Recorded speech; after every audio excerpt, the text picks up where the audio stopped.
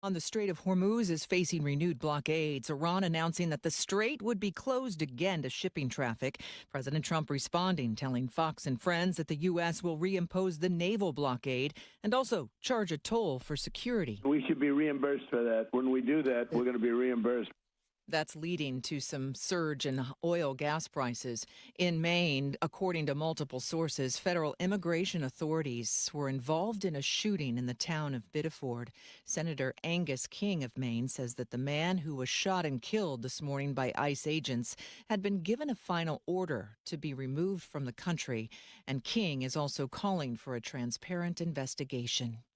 Fans are remembering Sam Neill. He was the star of movies like Jurassic Park and The Piano and The Hunt for Red October. He passed away. He was known for his unmistakable voice and remarkable range, and he built a career defined by memorable performances and enduring grace. He was born in Northern Ireland and raised in New Zealand.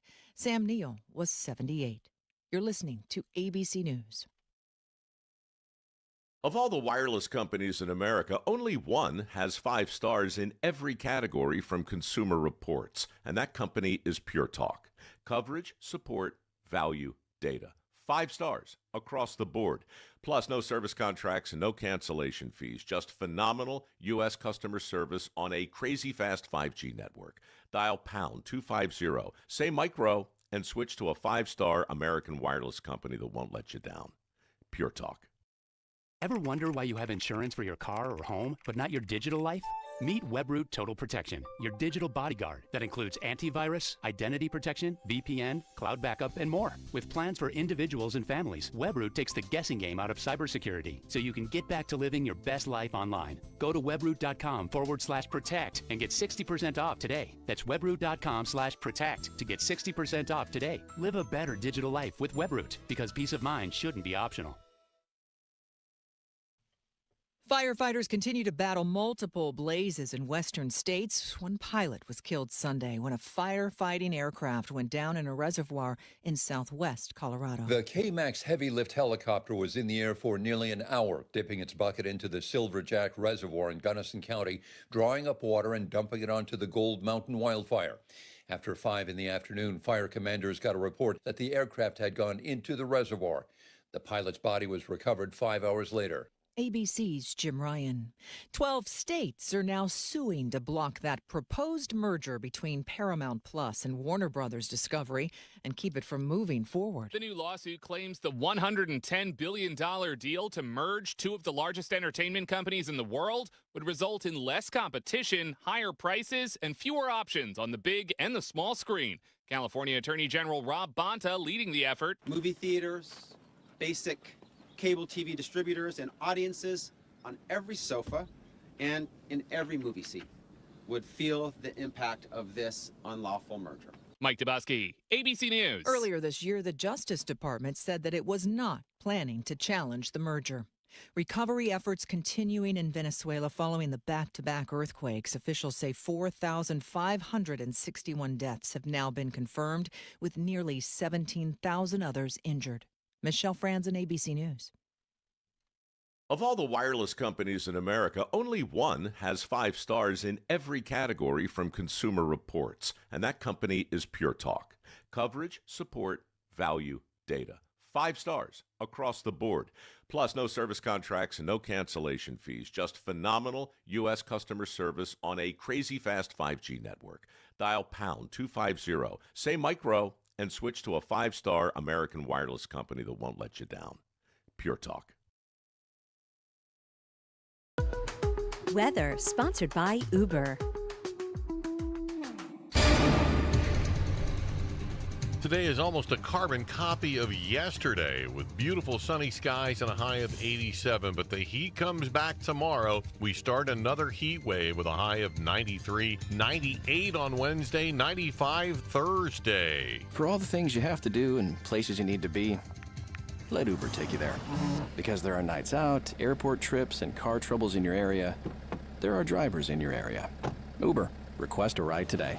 Wait time varies. Terms and conditions apply. See app for details. WPHT, HD, WOGL, HD3, Philadelphia.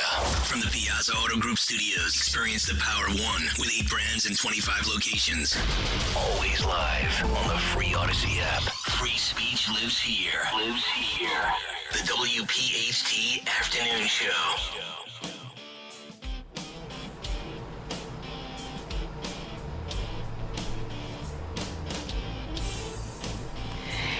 And welcome to the afternoon show here on 1210 WPHT. Thank you so much for joining me.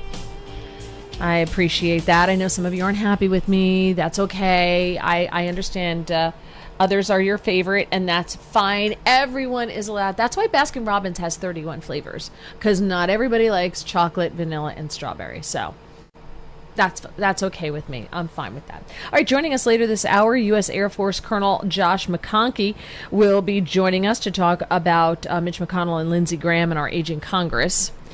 At 4 o'clock, Colonel Mike Jernigan will be joining us to talk about the ongoing conflict between the U.S. and Iran. And then in the last hour, John Lott will be joining us once again to talk about the effect of an armed populace on violence and crime. So it's a lot to discuss there. There was so much going on. There's like race cars going around Washington, D.C. Well, not around Washington. They're going to, I think in 2 weeks, they're going to be going around Washington, D.C. They're having like a NASCAR event, road rally. I'm not into it. I drive the Parkway and the Turnpike. I don't need no NASCAR. So, but they did a pit stop in front of the White House, and they did it in 6 point something seconds, and Trump was loving it. He was having a grand old time. So, good for him. I also just very quickly, breaking news, an armed man was arrested today after driving to a security barrier outside the Capitol, prompting a police investigation as to why he came to the heavily protected complex and was temporarily wound up shutting down part of the Capitol grounds. They arrested the man at the North Barricade after discovering that he had a firearm. Firearms are prohibited on Capitol grounds, and authorities immediately closed the area. You know, listen, it probably was nefarious, but if it was just stupid, I also think they should go to jail. Right? Like, I just think stupid people need to be taught to think before you do stuff. Like, I thought it was totally cool. I just want to visit my senator. I just want to visit my congressman. Yeah, but I have carry in my state, so it's okay. Idiots. Police remained at the scene today. Officers are removing items from a Ford Bronco parked diagonally in front of the barricade. And the items being taken out of the car appeared to be water bottles and other belongings. A dog that had been inside was removed safely and taken away in an SPCA vehicle. Aw, now I feel bad for the dog. So anyway, I wanted to share that with you. Obviously, the big story is the passing of Senator Lindsey Graham. Now, I'm going to be honest with you. I was not a huge Lindsey Graham fan. I did not think that he was necessarily on the right page all the time. And that's okay. But I learned so much about him since he passed that I kind of wish I had known beforehand. And like I said, I don't agree with everything President Trump does. I don't agree with everything my husband does. I don't agree with everything I do. There are plenty of times that I do an assessment, like a couple of weeks down the road, and I'm like, wow, that was a really dumb thing to do. Like, what the hell was I thinking at the time? So I'm not going to agree with everything that Lindsey Graham said or did during his lifetime. So, of course, by now you all know that he had kind of like a massive heart attack. It was an aortic dissection due to arteriosclerotic cardiovascular disease. Basically, that's what they used to call hardening of the arteries. Did you get that plaque buildup in there? Listen, his father died of a massive heart attack at the age of 69 in his sleep. And Lindsey Graham maybe had issues. I had read somewhere that he had high blood pressure, which is one of the conditions that can lead to something like this happening. And his mother also died very young. She died at the age of 52. And the death certificate will be pending until all toxicological and microscopic testing are finalized, and at that point, the death certificate will be updated to reflect the cause of death and appropriately classify the manner of death. All right, so still waiting to hear, because initially it was everybody going, "Oh, he just came back from Ukraine. The Russians poisoned him." it didn't look like that's exactly what happened. And it's not a surprise with someone who's allegedly had high blood pressure. And, his dad died of a massive heart attack in his sleep at the age of 69. It's kind of not that surprising in that sense. And he was on a 14-hour plane ride. And if you don't get up and walk around, you could very easily have a pulmonary embolism. That was not what it was. But that was my first thing, was because when I went on a long trip last year, it was a 14-hour plane ride. And my husband was like, you got to get up and walk around. You got to get up and walk around. I'm like, yes, sir. And he got up and did lapses. And people do that on a plane that's traveling for that long. You got to get up and walk around to prevent something like a pulmonary embolism that gets you when you get home. So he had been on a long flight. So I don't know if all of that played in. But anyway, so what this is an aortic dissection. It's a tear that develops in the inner layer of your aorta. Think of your aorta as like a big hose in your chest. It's the main one. It's the big one. That's the big one. And you get like a tear on the inside because you get this plaque buildup, which weakens the vessels and the aorta, and you get a little tear. And then, of course, so now blood's not going where it's supposed to go, and then it gets bigger and bigger and bigger. And think of it like a hose that inside, maybe has and you see that bubble come out, on a hose. It's kind of the same thing. So if you get it though, like if you're not feeling well and you get to the hospital, it can be treated. But he apparently, according to Axios, refused medical help. He had a TV appearance coming up on who was he? Meet the Press. He was coming up on Meet the Press. President Trump wound up being on Meet the Press, and he had a phone call with President Trump. And he told an unnamed source that he was feeling unwell, according to Axios. When the source pushed for him to get medical attention, he reportedly said he would wait until after his Meet the Press appearance on Sunday. And I wonder if that's the appearance President Trump did instead. He said, according to the report, I can't die now, meaning he wasn't feeling well. And they're like, you should go to the hospital. And he was like, I can't die now. I still need to do the Russia sanctions, get Iran sorted out, and do Israel-Saudi normalization. And obviously that did not happen. And as I said, he had just come from Ukraine. And he's for these sanctions, the sanctions package that would punish Russia. And he's for that. And there's talk of getting that passed in his honor, getting that passed in order to memorialize Lindsey Graham. It's weird. I had a friend, same thing, had heart problems, knew he had heart problems, and he had something to do, and he blew off his doctor's appointment at the cardiologist. And I know why he did it. He had other things to do for somebody else.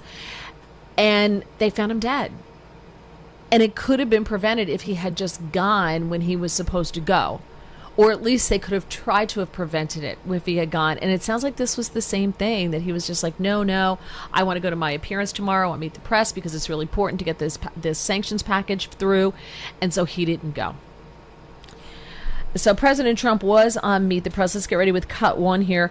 He was on Meet the Press, and you can tell from this that President Trump was friendly. Like, he considered Lindsey Graham a friend. We know that they golfed together a lot. I just never really, I didn't think they were that close. But again, the more I find out about Lindsey Graham, the more I am impressed by him personally as a person. And President Trump obviously had a very close relationship with him. Here is President Trump on Meet the Press. Can you tell us, Mr. President, how you received this news and your immediate gut reaction when you heard it? So what makes it even stranger is that I got a call last night sometime at, the early evening, maybe in the 7s, and he called and he said, we're all set for the Save America Act. He was pushing the Save America Act like crazy. He got back, said he just landed from Ukraine. I said, that's a long trip to make. He said, he sounded a little tired, but perfect, but a little bit tired. Had a right to be. And he was a worker. He was really a worker, but he sounded great actually. But he actually said he was tired, but he wanted to pass the Save America Act. And I said, well, we're going to get it done, Lindsey. We're going to get it done. I'll see you soon. We thought maybe we might even meet today. And then that was it. And that was, very around the time. It couldn't have been much longer. It could have been his last call. I don't know exactly, but I got a message about 1 o'clock in the morning from one of the people at his office that he had passed away. I said, I just can't believe it. He was like a member of the family to me. It's very tough, actually. Yeah, it's sad. You can tell that he really liked Lindsey Graham. And Lindsey Graham, for those of you who don't know, as I said, his dad died at 69 of a massive heart attack. His mom died 15 months later at the age of 52, I want to say. She had Hodgkin's lymphoma. And he was 20 at the time. His sister was 11. And he wound up, his mom died first and then his dad died. So at the time he was 21. And he wanted to be able to make sure his sister was taken care of. He adopted his sister while he was in college. He legally adopted her, and because he went into the military, and then she would be able to get benefits as his child. So he legally adopted her so she could have health care. He wanted her to go to school, all of those things. And I mean, how incredible is that, to go through college, to lose both your parents within 15 months of each other, and have the presence of mind to say, okay, I have to take care of my sister now. I'm going to do that. He's in the military. He adopts her so that she can have benefits. And, you look at his upbringing, and his parents had a restaurant and a bar. It was known as the Sanitary Cafe, which I think is hilarious. That name is just so funny. And he and his sister, Darlene, worked in that cafe as they grew up. The family lived in one room behind the restaurant and bar. They eventually moved on up to a trailer, and then finally into a house next door. And in his 2015 memoir, he recalled that, quote, "My home was a bar." He said he was loved inside those walls as much as any child could be loved by two devoted parents. So he credited his work ethic, he credited his drive to the way he was brought up in a family business where he had to work. And he started out, again, living in a room, the whole family living in a room, and then they upgraded to a trailer. So he really came from nothing. And what's interesting is we all think about everybody who goes to D.C., and they all become super rich. You look at Nancy Pelosi and Elizabeth Warren and a bunch of the other ones. Now, some of them start out wealthy. The wealthiest member of Congress is worth more than $664 million. I'm 100% sure he didn't make that money just by being in Congress. But Lindsey Graham, he died at 71 years old. He died with a net worth of almost $1.5 million. That was it. He was ranked 294th in wealth among the 535 voting members of Congress. So he was in the lower percentile there of the members of Congress. And he was there for so long. There was so much opportunity for him to benefit from lobbying, right? His net worth remained relatively consistent over the past decade. He mostly traded mutual funds and corporate bond funds. He owned a townhouse near the Capitol that was estimated at about $890,000 in value.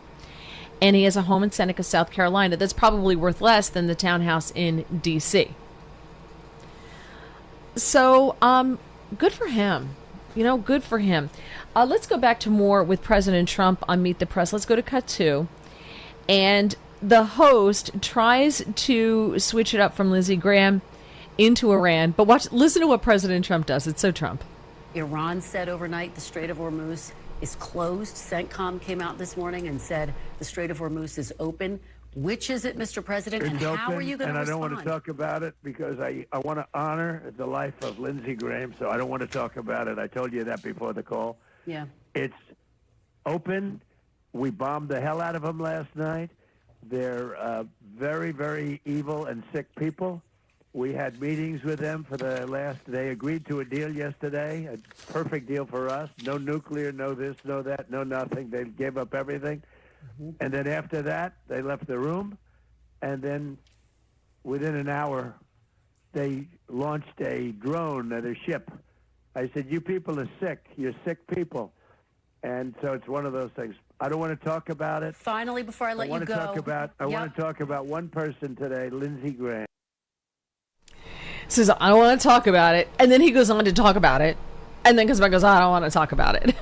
But he couldn't resist it. He just couldn't resist. He had to talk about it and talk about how they started bombing again. And I just thought, excuse me, that was just so Trump. So two things are going on. Excuse me. I've been doing so much radio, I'm losing my voice. Two things are going on in the wake of Lindsey Graham's death. Well, three. One of them is the race to who's going to replace him. The other one is pushing that Russia sanctions bill that he was so passionate about. And then the third one is the Save America Act, which he also was working on and was pushing to get passed as well. So Jeanne Shaheen, who's a Democrat out of New Hampshire, yesterday urged members of Congress to pass a Russian sanctions bill in honor of Lindsey Graham and his legacy as an advocate for Ukraine amid this ongoing war. She wrote in a statement posted to social media on Friday, Senators Graham, Blumenthal, Wicker, and I announced White House support for our Russia sanctions legislation to help finally achieve peace for Ukraine, which Lindsey described as one of his most consequential efforts. There can be no more fitting memorial to Lindsey, his legacy, or the causes he fought for than to pass this legislation and realize his long-held dream of an independent and secure Ukraine. Now, I did see that pretty much everyone, Democrat politicians, nobody has had anything bad to say. They have not done what they usually do. So kudos to them on acting like adults. It's either that or Lindsey Graham was just a nice guy that everybody liked. And maybe he was just capable of working across the aisle, and that's what it was, right?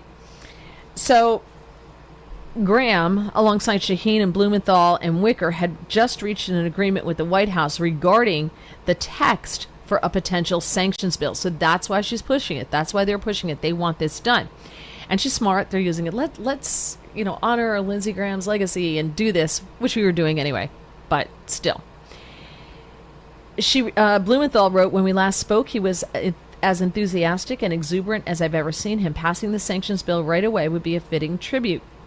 Mike Turner on Face the Nation said this bill would be an important symbolism to say we're going to be with Ukraine, and I certainly hope the Senate moves this week. Now, the other bill they're trying to get passed is the Save America Act. They're trying to get that passed. Let's go to cut 3. This is Senator Mike Lee with Maria Bartiromo yesterday talking about the Save America Act in the light of Lindsey Graham's death. Like me, he had a lot of enthusiasm for this bill, which I introduced in the Senate about 2.5 years ago. I believe, Maria, that there are multiple paths ahead by which we could pass this. Maybe that involves attaching it to another must-pass vehicle.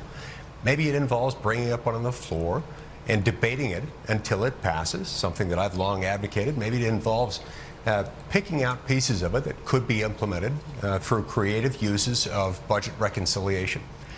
I'm not terribly partial to any of these three. I personally prefer the second. I think that would give us our best chance. But I will take any opportunity to debate this, any opportunity to cause it to become law, because the American people deserve it. The American people want it. Voters overwhelmingly support it to the tune of about 80%. That's Democrats and Republicans alike. One of the best ways we could honor Lindsey Graham's legacy would be to take this up and pass it this month. There you go. So coming up, we're going to discuss this more with U.S. Air Force Colonel Josh McConkey to talk about Lindsey Graham. Now we got that seat empty. You've got Mitch McConnell. Where in the world is Mitch McConnell? I don't know. I've seen all of it. It's like they showed signs of life with like a newspaper.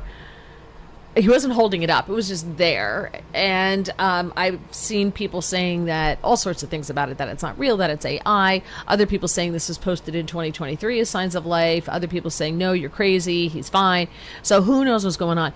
But maybe we need to have a little bit of change in the system, that people can just be gone for months and months on end, and they're not voting, and things don't get passed because Republicans have a one-vote majority now.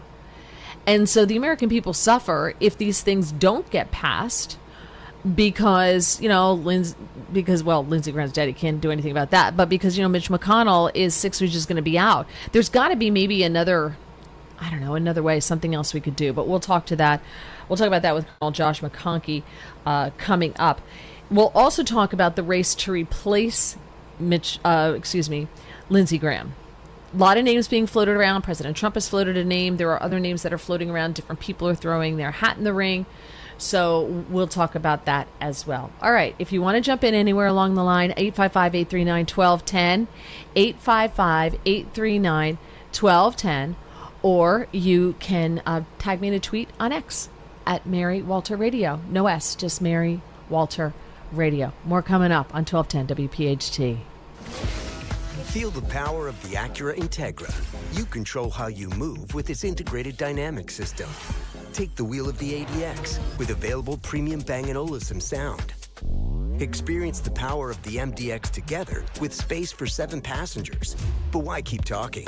Experience performance that speaks for itself. Acura. Visit Piazza Acura of Ardmore, Reading, or Westchester for a test drive today. Hurry into the Acura Summer of Performance event happening now. The working families of La Labor's District Council of Pennsylvania, D.C., Maryland, and Virginia are proud contributors to all aspects of growth in this great city. The Labor's District Council provides safe, well-trained, productive workers who enable projects to be done on time and under budget. We appreciate our signatory contractors and their commitment to fairness and equality. Laborers, we're building a better future today. Brought to you by the Laborers District Council Licit Fund.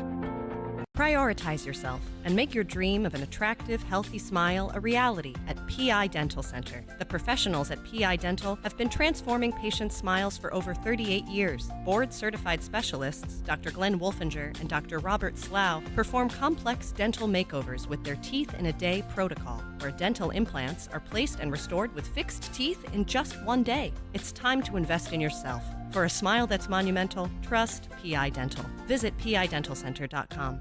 Attention, have you racked up $10,000 or more in credit card debt? Are you barely getting by making minimum payments? With credit card debt reaching all-time highs, National Debt Relief is notifying consumers about significant debt relief options currently being made available to help those with overwhelming credit card debt. These options may reduce a large portion of credit card debt for those who qualify. You don't need to declare bankruptcy or take out a consolidation loan, and you may only have to pay back a fraction of what you owe, even if you have bad credit. National Debt Relief has already reduced the credit card debt for more than 550,000 consumers, so don't wait. If you owe $10,000, $20,000, or even $100,000 in credit card debt, you can now take advantage of this financial debt relief as the cost of living continues to skyrocket. To check what debt reduction you may qualify for, call 800-358-6868. That's 800-358-6868. Again, 800-358-6868. No! USA is up 2-0. That is the most dangerous lead in soccer. Relax, Mike. See that, Dan? My left eye is twitching. That's my warning eye. It'll be 2-2 by stoppage time. It's never wrong. With early payout from Bet365, I got paid the second they went up 2 goals. So to me, it's now the safest lead. Early payout from Bet365, huh? Now my right eye is twitching, Dan. Bet365. Winning is everything. Gambling problem? Call 1-800-GAMBLER. 21 plus only. Must be physically located in Pennsylvania. T's and C's apply. In-app only. You don't need another opinion, just the facts. What caused that crash on the Schuylkill? Will it rain before the kids' game? What happened at the school board meeting last night? At KYW News Radio, we don't take sides. We take notes, delivering the information you need to make the best decisions for your family. The news you need whenever you need it. Depend on KYW News Radio, Philadelphia's most trusted news leader for more than 60 years. The Second World War is the largest event in human history. A 20-part series with Tom Hanks. No part of the globe was untouched. No life unchanged. Experience the ultimate account of World War II. Every single person had a story. These are the stories that make us who we are. Listen to World War II with Tom Hanks on Apple, Spotify, or wherever you get your podcasts. Hey, this is Larry Steinitz with Investor Schooling. I've been talking about myself for all these years. Now it's time for you to hear from one of our great clients. Investor Schooling lives up to the promises. Larry's a great teacher, teaches about the whole new approach to thinking about money. I've taken to heart many of the things that he's taught me, and my financial life has improved. Come to Investor Schooling, and you could be just like Charlie and change your financial life. Go to investorschooling.com. We will see you Thursday. It feels like every day there's something in the headlines that could make you wonder to yourself, is now even a good time to retire? So many people are waiting, and those folks are going to be waiting a really long time, I hate to say, because there's no perfect time. The market is always unpredictable and volatile. Fortunately, Jim Cipriotti has been helping people get to, through, and beyond retirement for over 28 years, and each week he wants to help give you that freedom to retire. Listen to Freedom to Retire with Jim Cipriotti Saturdays and Sundays at 6 a.m., 9 a.m., and 5 p.m. on Talk Radio 1210 WPHT. Follow Talk Radio 1210 on Instagram and Facebook at 1210 WPHT.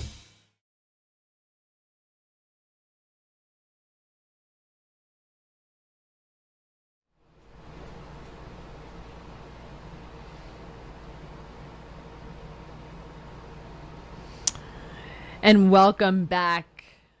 I'm Mary Walter, sitting in the seat. Today I'm back with you on Wednesday. Joining us now is U.S. Air Force Colonel Josh McConkey. He's a physician. He serves as Emergency Preparedness Liaison Officer for the National Capital Region. That's a very big business card. He is also the author of the award-winning book, Be the Weight Behind the Spear. Colonel, welcome to the show. Thank you for joining me. Yeah, thanks for having me on. Absolutely. So we're talking about Lindsey Graham and also Mitch McConnell as well. Lindsey Graham having the aortic dissection. Now we all know about aortic dissections, and everyone on social media is now a cardiologist. We're all experts in it now. He said that he wasn't feeling well. For someone, what are the signs? Do you have to have his father died of a massive heart attack? What are the signs that people should be looking for, or if they're worried about it? So aortic dissection is one of the true emergencies, cardiovascular emergencies that you can see, and it's very dangerous. It's very life-threatening.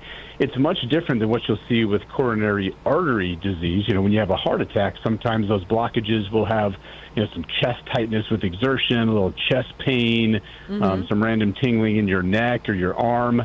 When you have more of a cardiovascular emergency that involves the aorta, sometimes you'll have some chest pains, but a lot of times there's no symptoms until it actually dissects, or if it's an aneurysm, it actually bursts. And from the reports here, it really sounds like it was a ruptured dissecting aneurysm. He had some pretty severe bleeding, and it's really, especially at age 71, it's not really a survivable event in most people. I saw someone Saturday with an aortic dissection. They were age 51, and they fortunately did very well and got life flighted to Duke University. But at age 71, that's a very difficult diagnosis.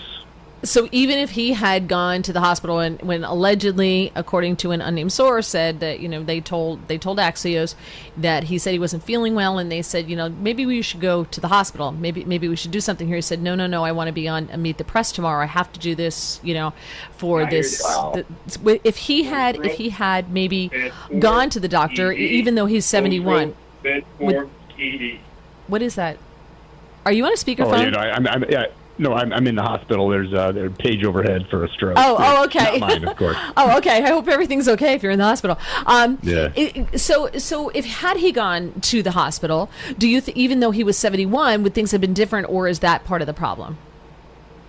So had he gone to the hospital, well ahead of time, if it was the day before or even hours before, had they done the right testing, depending what symptoms he may have had, if they would have caught that. And, if you're in a hospital facility with a cardiothoracic surgeon, it still sometimes has a low survivability rate, but it's possible he could have survived. So when people are asking questions, the most common question I'm getting is, like, when should I go to the hospital? If you have kind of chest-related complaints, like some even shortness of breath or tightness or pain, and those areas around the chest, that needs to be seen immediately. You need to be seen in an emergency department. I see a lot of those things, obviously, in 25 years of emergency medicine, but those just are not things to mess around with. It looks like he kind of put it off, and it cost him. Isn't that something men do, though? I have all brothers. They go to the doctor and they bring a foot and go, could you please put this back on? When they could have had, they could have taken care of it much earlier. And also, doesn't this affect men more so than women? It does. So the cardiovascular disease, especially these types of aortic dissections, you see it predominantly more in males. In rural areas, I've practiced a lot of emergency medicine in rural areas.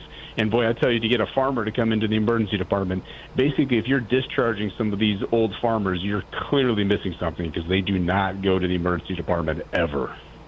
Yeah, I find men just don't. And I'm kind of that way because I grew up with brothers and I had parents who were totally old school in the sense of they're like, I rub some dirt on it, you'll be fine. Like the bone had to be sticking out through the skin before they said, yeah, maybe you need some medical attention. It had to be like, it really hurts when I walk. And my father would be like, well, then don't walk.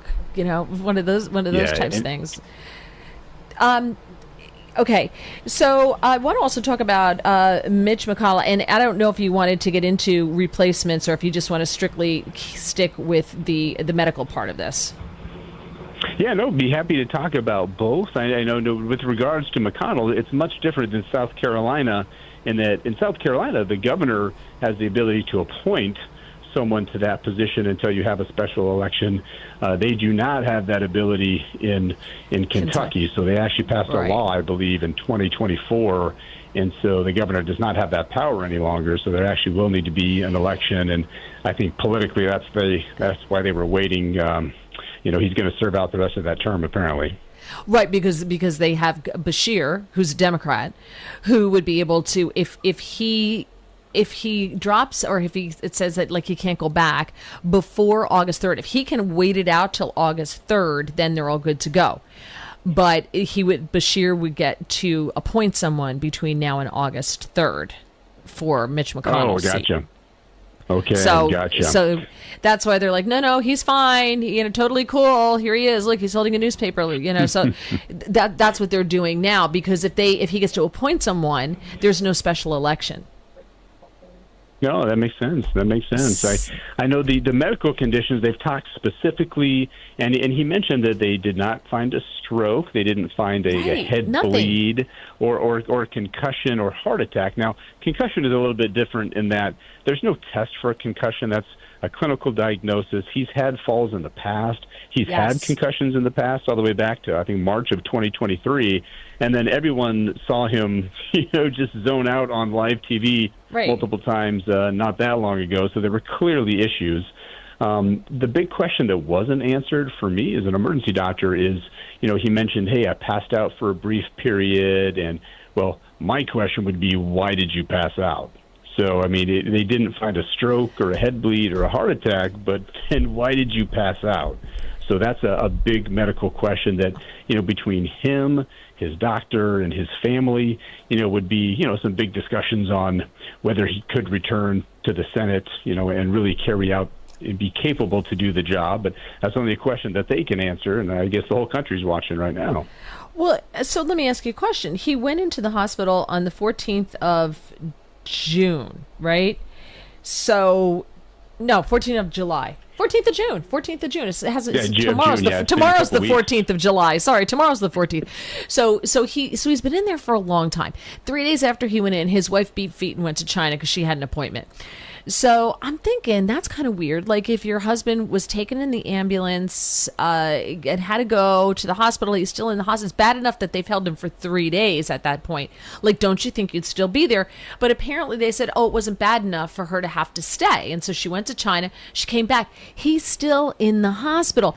They will take your appendix out and send you home, holding your side with a couple stitches in there and tell you, here's some drugs, you're fine. Everything is almost like drive up and you're out again. We're not big on keeping people in the hospital because it's expensive. So why would he still be in the hospital if he's fine? So, there certainly may be more to the story, but I will tell you, doing emergency medicine, I was a Duke professor over 20-some years with geriatrics. It can go downhill very quickly. So it's not uncommon at all to come in for something like a simple fall or maybe a head injury, and then it turns into a pneumonia, and then it turns into a urinary tract infection. And then the deconditioning that you have in just a very short period, I mean, it could be 48 hours, 72 hours, the deconditioning for someone who's had some mobility issues, from the polio issues in the past, where the muscle wasting happens very quickly, and then you really need that physical therapy. There's an entire physiatry is a specialty of medicine that really specializes in these rehab type of cases. So he's been discharged to the rehab facility. The fact that he was there for several weeks, there's probably a little more going on there as well. But, they haven't released all of that. But we know it apparently by report that it wasn't a stroke or heart attack, at least. So we don't really know, and that's fine. Like, I firmly believe, like, you have the right to your privacy, even though you're serving in a public position. However, he's not doing the job that people told him to go there and do. And so those people are losing their vote. The Republicans in Kentucky are losing a vote, right? We only have, with the loss of Lindsey Graham, it's a 51 majority. Right, there's one person majority, yes. One person, and then you have Vance to break the tie. Isn't it incumbent upon people when they're out for that long, even if they're politicians, to start to be transparent about what's going on? Yeah, and so that's the question. That's something I felt very strongly about as well. That when you have, people serving.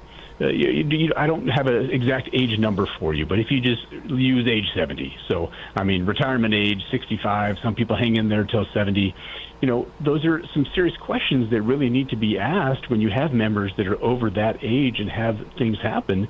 It's certainly up to the American people and the voters, but it's a very serious question on if they don't have the capacity to be doing the job. We've seen this time and time again on both sides of the aisle, for sure. You've seen members going to their 80s and their 90s where I think everyone knows they clearly aren't really capable of doing that job, but they still get out there on the floor and make some votes that impact the entire country. So, these are big questions that everyone has, and it's really up to the voters of Kentucky right now. But I know personally as a physician, it concerns me. Sure. Dianne Feinstein's another one. Her aide was telling her how to vote, obviously. But also Mitch McConnell. Like you said, we all saw him freeze up, stare off into the distance. We saw it with Joe Biden. You only have to use your eyes. So you, as a physician and being in D.C. and dealing with all of this, you're well steeped in the culture. God bless you for having to deal with that. But is everybody's like, oh, we need age limits. I think there are some people like Chuck Grassley, who's older. I think he's in his 80s, but the elevator's still going at the top for Chuck Grassley, right? Like his brain's still going strong. Even Ruth Bader Ginsburg, her brain was still going. So I don't like just because you hit a certain age, we should throw you out. But I thought maybe something like a term limit, and then you have to get reelected and see if you can make it that way. How do you feel about an age limit or some kind of limit in Congress, and should it be age related? So, I would not be supportive of a age limit because the question would be, well, what age do we use? And everyone is not the same. I am very supportive of term limits. So, I think if we had term limits, in Congress, in the U.S. Senate, that would probably take care of a lot of these extreme age issues for men and women that are serving past age, 70. But, it's really up to the American people. So a lot of people who are not in favor of the term limits have said, oh, well, we have term limits. There's an election and people are continuing. I am very supportive of term limits and have been for several years. So I think that would help solve some of the issues. Yeah, and especially since you deal, my husband's a physician as well, and so having, as you see the generations before you and how they progress, to your point, what would be a stub toe for the rest of us or just a cold turns into pneumonia or they fall and they break a hip. That's the deadly one. They fall, they break a hip, and they need surgery, and then there's like the infection, and then they don't get out of bed, and then and it's just a snowball of events. And to me, that's dangerous at a certain age in Congress. If you're falling a lot like Lindsey Graham, that you are going to be out for, he's going on 2 months being out. So he's not doing his job for 2 months. Mitch McConnell, yeah. Excuse me, Mitch McConnell, yes. Sorry. So he's not doing his job for going on 2 months now. So I don't know what's worse, have him not doing the job or having him wheeled in with an aide like Dianne Feinstein and having her aide tell her how to cast her vote. I don't know which is worse. I think the people of Kentucky have some very valid concerns there, and it affects the rest of the country. So it's very valid questions. Well, there's going to be a press conference coming up in about 15 minutes with an announcement from the governor, I think, about who he is going to replace Lindsey Graham with. So we will. Yeah, we'll all be watching that. Thank you so much for your time, sir. I appreciate it. Thank you for your service as well. Thank you so much, and have a great rest of your week. Always a pleasure. Thank you. Thank you. All right, more coming up on 1210 WPHT. Patrick was behind on his IRS taxes. I was in way over my head. The total amount ended up being somewhere just over $30,000. $30,000. Then the IRS came to collect. Started getting letter after letter. A lien had been filed against me. They were going to basically hang me completely out to dry. He had to do something. That's when I reached out to Optima Tax Relief. Patrick's life quickly got a lot easier. It was very easy, pretty much hands off. They picked up the ball and ran with it. And how'd it go? I couldn't believe it. I had to ask 2 or 3 times. I saved an incredible amount of money. How does Patrick feel about Optima? Couldn't be happier. They definitely helped me. Optima Tax Relief, the best place to call. They're the best in the business. Do what Patrick did and call Optima Tax Relief for a free consultation. Call 800-354-2840. 800-354-2840. 800-354-2840. Optima Tax Relief.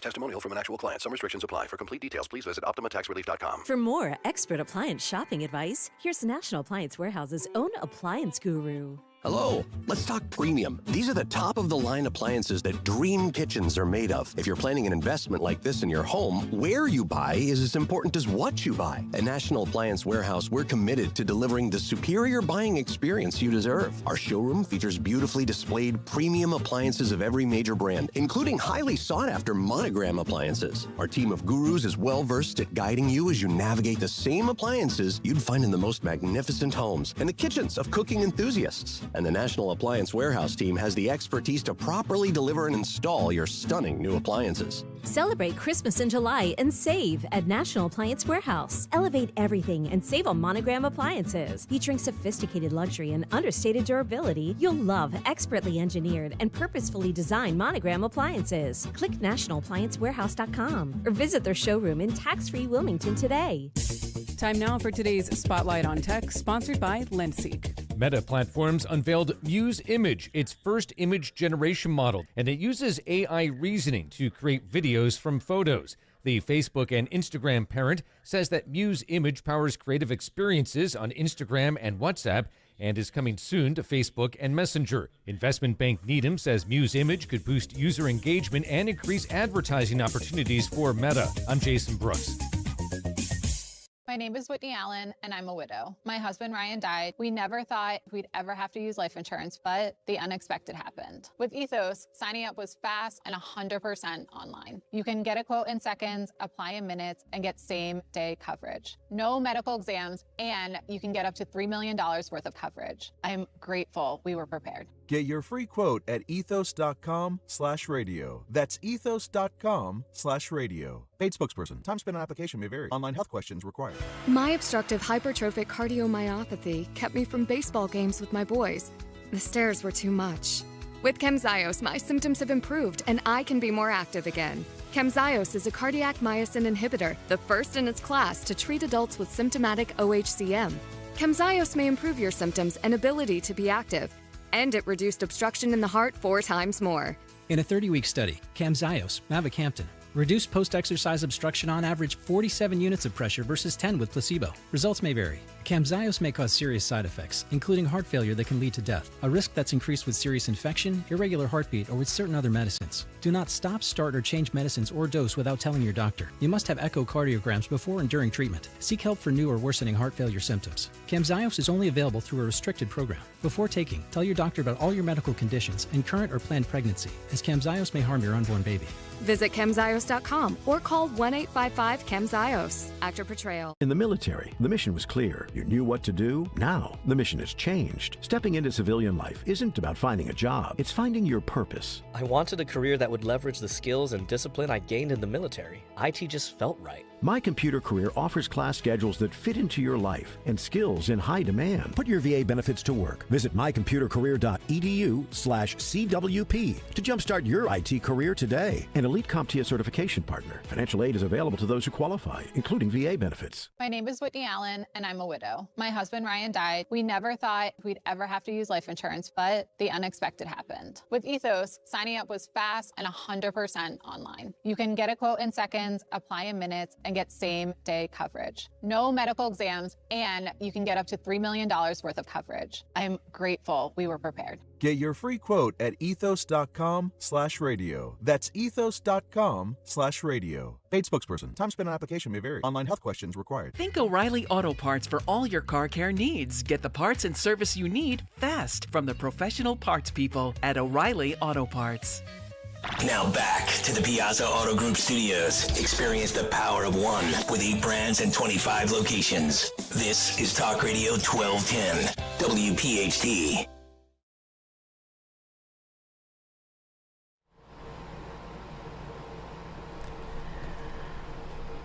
Oh, welcome back. I'm Mary Walter with you here on 1210 WPHT. I'll be back with you on Wednesday. Tomorrow morning, 7:05, I will be on Wake Up America on Newsmax Television. So I have to be connected at 6:55. It's going to be a very, very early morning tomorrow.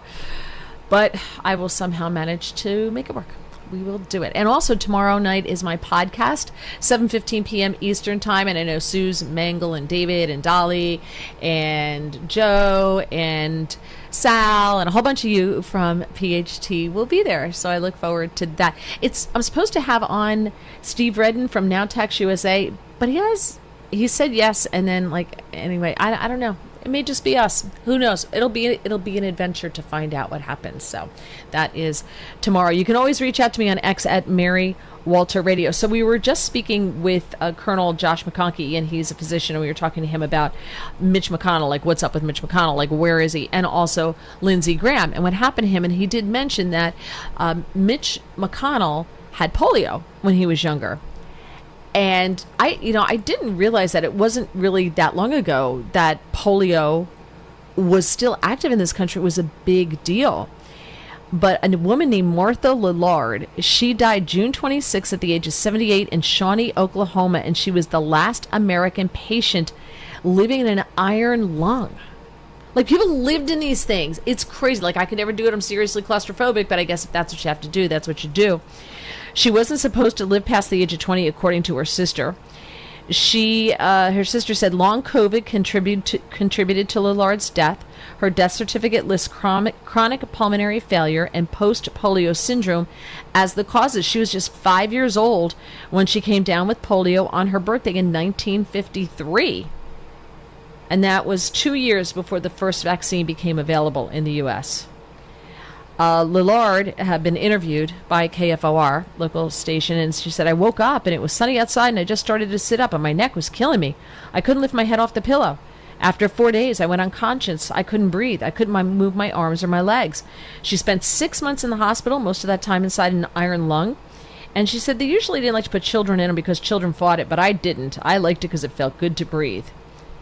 It was declared, so listen, the vaccine became available in 1955, and by 1979, it was declared eliminated from routine spread in the U.S. That's amazing. Absolutely amazing. I worked with a guy who had polio, so he had a little limp in his leg. Luckily for him, that's all he had. And I didn't think he was that old. Clearly, he was older than I thought. But luckily, he survived, and that's all that was wrong with him. So at 4 o'clock, we have Colonel Mike Jernigan joining us to discuss the ongoing conflict between the U.S. and Iran. Also coming up will be the press conference with the governor to discuss who is going to replace Lindsey Graham. So Henry McMaster will be having a press conference. President Trump wrote on Truth Social, I recommend to Governor Henry McMaster, Lindsey Graham's wonderful sister Darlene, to serve as interim senator from the great state of South Carolina. This would be a fabulous tribute to Lindsey, who loved her dearly. She would then serve until January 3rd, at least until January 3rd, when a new Congress convenes. So that's how that would go down. So we'll see what happens, because I've heard other names being floated as well. But I think when the president stands up and goes, no, you really should put his sister in there as a tribute to him, I think that kind of holds sway. So that's probably who it's going to be. But we shall find out. All right. Also, how this is going to go. Under South Carolina law, as I said, Henry McMaster can appoint the temporary replacement January 3rd. McMaster can fill the seat himself. He could do it. Like, he could nominate himself. But he would have to resign from the governorship, like from that position. And the lieutenant governor, Pamela Yvette, who people also say is in the running for this, would then serve as governor and then appoint him to Lindsey Graham's seat. It's very, very complicated. So all of that's going on. I got my money's on Trump's pick, his sister Darlene. That happens a lot, like the widow or something like that gets picked to fill the seat. And then we'll see whether she steps down in January. If this is something she wants to do, we'll figure that out. So all of that is coming up, so don't go anywhere. You're listening to 1210 WPHT. Let me tell you something about insurance. When you sign your insurance policy, for some brokers, that's the finish line. Handshake, commission, done. Then you may not hear from them again until it's time for renewal. But your business runs all year, so do the gaps and the risk. So go to supersure.com. If your company has more than 25 employees, whether you're the owner, CFO, or HR manager, it can be too complex to just go buy a policy online. Supersure is the super agency built for you, licensed in every state for your business insurance and employee benefits, all with year-round support for you and your team. At supersure.com, you can access tools like fine print facts. It'll translate your current policy into plain English so you see what's covered and what's not. Plus a business value calculator so you can estimate what your business is worth so you know what actually needs protecting. Go to supersure.com. One super agency, one powerful platform, all your policies in one place. Supersure.com. That's supersure.com. Paid for by Supersure Insurance Agency, LLC, a licensed insurance agency. Hit the road this season to watch the Birds. Book your road trip with Fans of Philly. Trips are available now for Nashville, Arizona, Chicago, and London. Travel in style with transportation, a pregame party, and game tickets to enjoy the Birds on the road this season with Fans of Philly. The official travel partner of 94 WIP and the Eagles Radio Network. Book now at fansofphilly.com. That's fans with a PH of Philly.com. This is the sound of Lucy, staying on top of her spending. You see, even though she's buying a new pair of jeans, she knows that it fits within her monthly budget. Because Wells Fargo will send an alert if her balance drops below her set amount. Yep, nothing gets past Lucy, or Wells Fargo for that matter. However you make money work, Wells Fargo can work with that. Wells Fargo Bank, N.A., member FDIC. The summer heat means it's that time of year to crank up the AC again. To keep your home cooling more efficiently and help save you on high energy bills, better go Guida and finally replace your old drafty, inefficient windows and doors at Guida Door and Window. Right now, Guida is offering their best discounts of the year with their big 40% off summer sales event on all expertly installed windows and doors. You'll receive 40% off each window you buy. That's right, 40% off all high-performance, energy-efficient triple pane windows. And you'll receive 40% off any door, including insulated entry doors, patio doors, garage doors, and storm doors. Plus, get your project started today with no money down and pay it off interest-free for up to 18 full months. All prior sales excluded. Minimum purchase required. Don't let these big discounts pass you by. Go Guida today to take advantage of these limited time savings by calling to schedule a free in-home estimate at 1-877-GO-GUIDA or visit them at GoGuida.com. That's go, GUIDA.com. This year, America celebrates 250 years, 2.5 centuries of courage, sacrifice, and family stories passed down from one generation to the next. Hi, I'm Nick Mako. And I'm Adam Baselogger, founders of Legacy Box. Your family's piece of the American story is sitting in an attic or closet right now, trapped on aging VHS tapes, camcorder tapes, film reels, and fading photos. Those boxes hold moments you can never recreate. Your wedding day, your children's voices when they were little, grandparents coming back to life on screen. Over 2 million families have trusted Legacy Box. And we've just partnered with the USO to digitize fragile handwritten letters from World War II, helping preserve American history for future generations. As America turns 250, remember that your family is a part of the American story. Preserving those voices, faces, and moments is a part of your responsibility to the next generation. Don't let them disappear on your watch. Visit legacybox.com/radio for our amazing America 250 sale. That's legacybox.com/radio to save. The memo of understanding now officially over between the U.S. and Iran. The White House formalized its re-engagement in the war in Iran, notifying Congress last week, July 10th, of renewed military action. That according to a copy of the notice obtained by ABC News. President Trump says the U.S. will reinstate the naval blockade against Iranian ships and ports. And in a social media post, says the U.S. should charge a 20% toll. Here's ABC's Karen Travers. The president in that post does not explain how this is going to work in terms of charging tolls or why the U.S. has a right to do this in an international waterway that he himself has said multiple times should be free for commercial travel. Notably, the Iranians have also said that they should charge for shipping that goes through there, that they would be able to protect the cargo ships that are going through this area and then get paid for it. The president has pushed back very strongly on this. Senate lawmakers returning today following the sudden death this weekend of Senator Lindsey Graham. Preliminary findings from the medical examiner shared by the 71-year-old's office shows Graham died from a tear in his aorta stemming from heart disease. Longtime colleague Chuck Grassley on the floor. Senator Graham deeply loved his country. He was a bold leader. Graham's desk in the Senate now draped in a black shroud with a vase of white flowers on top. In Biddeford, Maine today, north of Kennebunkport, according to multiple sources, federal immigration authorities were involved in a fatal shooting. ABC's Olivia Rubin has details. We know very little. All sources have told us is that federal immigration officials were involved in a shooting and describing it as sort of dynamic and still unfolding. Specifically, the Department of Homeland Security and the FBI have not responded to multiple requests for comments on this. Maine official did say that it was involved with ICE and that a person was killed there. Maine Senator Angus King says the man who was shot was the target of the operation. You're listening to ABC News. Of all the wireless companies in America, only one has 5 stars in every category from Consumer Reports, and that company is Pure Talk. Coverage, support, value, data. 5 stars across the board.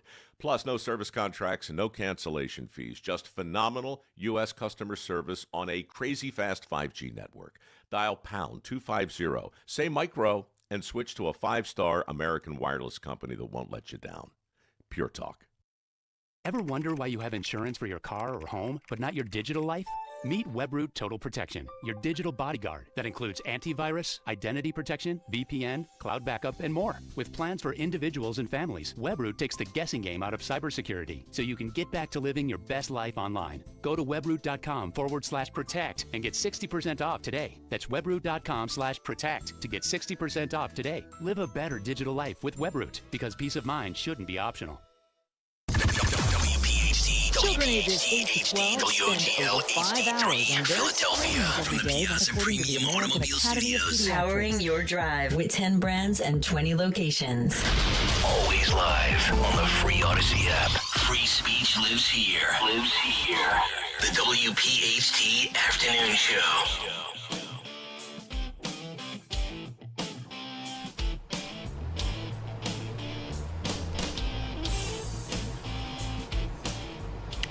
Hey, welcome back.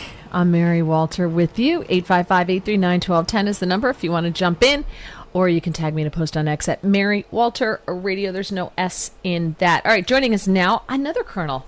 Wow, I should have dressed better. Retired Colonel Mike Jernigan.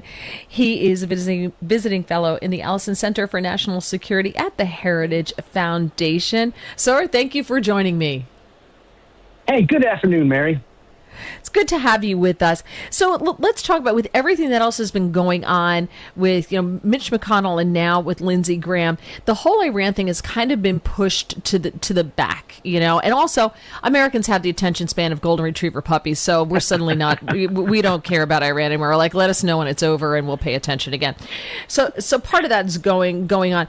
So apparently it seems that we're in this cycle now that we get an agreement, Iran breaks the agreement, Iran, hits a ship with a missile or whatever, and then the U.S. bombs them. And then they do it again, and they say it's our fault. We broke the agreement, so then they hit more ships, and we bomb them. Is this just the cycle we're in now, and how long does this go on? Hey, Mary, you're spot on in your assessment. And the real thing is the Iranians have no interest in making an agreement. They string along the talks because while the talks are going on, they're not getting struck militarily as an olive branch, as an attempt to say, hey, we're going to extend some trust to you. the president lifted the blockade, lifted their financial restrictions, started to allow them to get their ships out of the Straits of Hormuz and start making some money so that they can pay the bills for all the things they've damaged in the neighboring countries around them. And then what we're seeing now is that they have no intention of making an agreement. Just this morning, the Iranian foreign minister has said formally that the International Atomic Energy Commission, the watchdog of nuclear power and nuclear weapons around the world, will not be allowed to see Iran's nuclear facilities. And so what we're seeing now is an escalation of the military campaign. And we're going to start, we hit 130 targets last night, and we're going to start moving down the list. We struck Karg Island, their little precious crown jewel for all of their oil leaving the country and refinery. And as we speak, it's burning. So one of the things I know the president does not want to do is hit the infrastructure, and I get it. He's trying to do as little damage to the populace, to the people, as he possibly can. So he doesn't want to hit things like bridges, like power supplies, like water, right? He doesn't want to do that, because once that happens, you start to have a human toll, and then everybody, comes out screaming and yelling about, oh my gosh, it's terrible, it's horrible, and we've got the midterms coming up. So it's a calculation, I think, that he's trying not to do that. So how long can we keep hitting targets that aren't going to harm the infrastructure? Mary, the answer to your question shortly is we can do this a long time. We're in a good position. Time is on our side. Time is not on the Iranian side. Their currency is trading at its lowest ever. They recently printed a 10 million rial note, which I totally want to get one of those and give to my nephew, but I'm never going to spend it anywhere because, it's like worth half a penny. But what you're also seeing with the infrastructure is we're already striking. This weekend, we struck 3 railway lines. So those lines are specific for moving Iranian ground forces and resupply and rearming missiles, from the west and the north of the country out to the beach, to the Straits of Hormuz. So we're already striking some infrastructure. Now, do we need to go to total war and strike a desalination plant like the Iranians did in Kuwait? No, you're absolutely right. We don't need to do that, but we are going to continue to ratchet up targets that are going to have increasing pain to the Iranian government. And unfortunately, some of those will be the Iranian citizens. So who's in charge right now? Do we know? Wow. It's fractured. We know who's in charge. The problem is how much influence do they have with the country? The real power brokers are probably the Islamic Republican Guard, the IRGC. Major General Vahidi is probably the chief spokesman. It's partly fractured because the next designated leader after the death of his father has not been seen in months, and he did not show up at his father's funeral. So, years ago, the New York Times had a contest that the winner of the first contest became the name of the contest, and the contest was what I should have said and what I actually said. And so what I should have said is, I'm sure he'll call, he's probably stuck in traffic, and what I actually said is, maybe he's dead. And that's what I'm saying about the Iranian leader. Maybe he's dead. And so then you have, go ahead. No, finish your thought, because then I have a question. Go ahead. Yeah. So then you also have, they call it the Council of Elites. You have 80 clerics that pick the next leader. So it's a messy government, and they are interacting with themselves. And I believe that some of them want the attacks to stop, and some of them would like to give up their nuclear ambition. But I believe that both the theocracy and the IRGC are in control and not letting that happen. Okay, so that's my question is, if we get rid of the leadership, and I honestly think it's more the mullahs, it's more the theocracy, it's more of the ayatollahs and that whole crew up there, because they are religious based. They firmly believe that they're going to heaven. There's 72 virgins waiting for them, which sounds like hell to me, but okay. And they firmly believe this. But on the other hand, how many of them are going to take the money, and also heads of IRGC, if they can, get their hands on the money and beat feet to China or Russia and get the heck out? Yeah, I think that is a good option. When you fight an adversary, you always want to give him a way out. You don't want to push him into a corner where, give him a little place to squirt out. And if those guys want to take some money and go to the People's Republic of China, good on them, because that's a replacing. The challenge that we have is, as your listeners know, wars only end when one of two things happens. One or both sides decides they don't want to fight anymore, or one side cannot fight anymore. And I think that's what's going to take, is that it's going to take the Iranians having to decide that they don't want to fight anymore, or they cannot fight anymore. And so if having the leadership be threatened and evacuate brings out a new form of government, that would be great. Yeah, I just think because and the other problem is, too, aren't there like a ton of different tribes? You've got the Kurds we all know about, and we screwed them over a lot. So I'm not surprised that they screwed us over with distributing those weapons that we gave them. They were like, yeah, sure, we'll give them to everybody, and then they kept them. Can't blame them. We screwed them over. So you've got a bunch of different tribes as well. So do you need someone, a strong arm like the Ayatollah, right? Or like the Shah before the Ayatollah, who can keep all of these disparate groups of people together?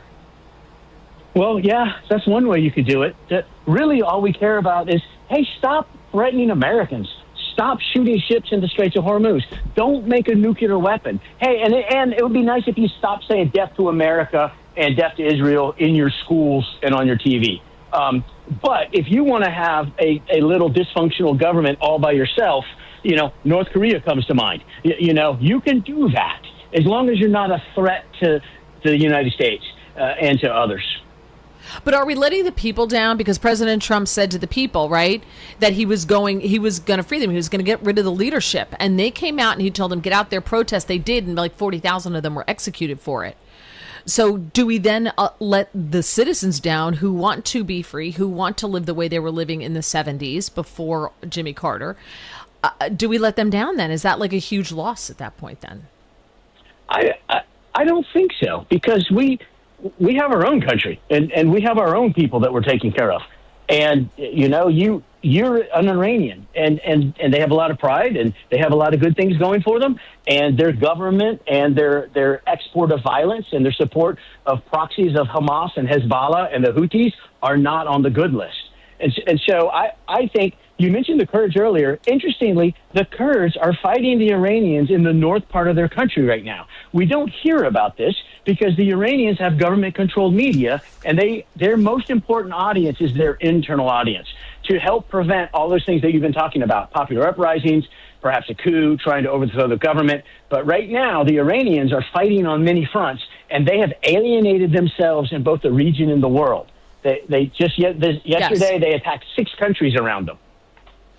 Are they trying to start a world war? Is that what they're trying to do? Are they starting to start a full-blown war here in order to keep Trump tied up through the midterms, thinking that will get them a more friendly Democrat government?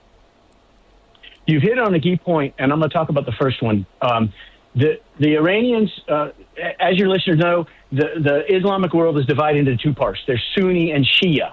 Sunni is 90% of the Islamic faith.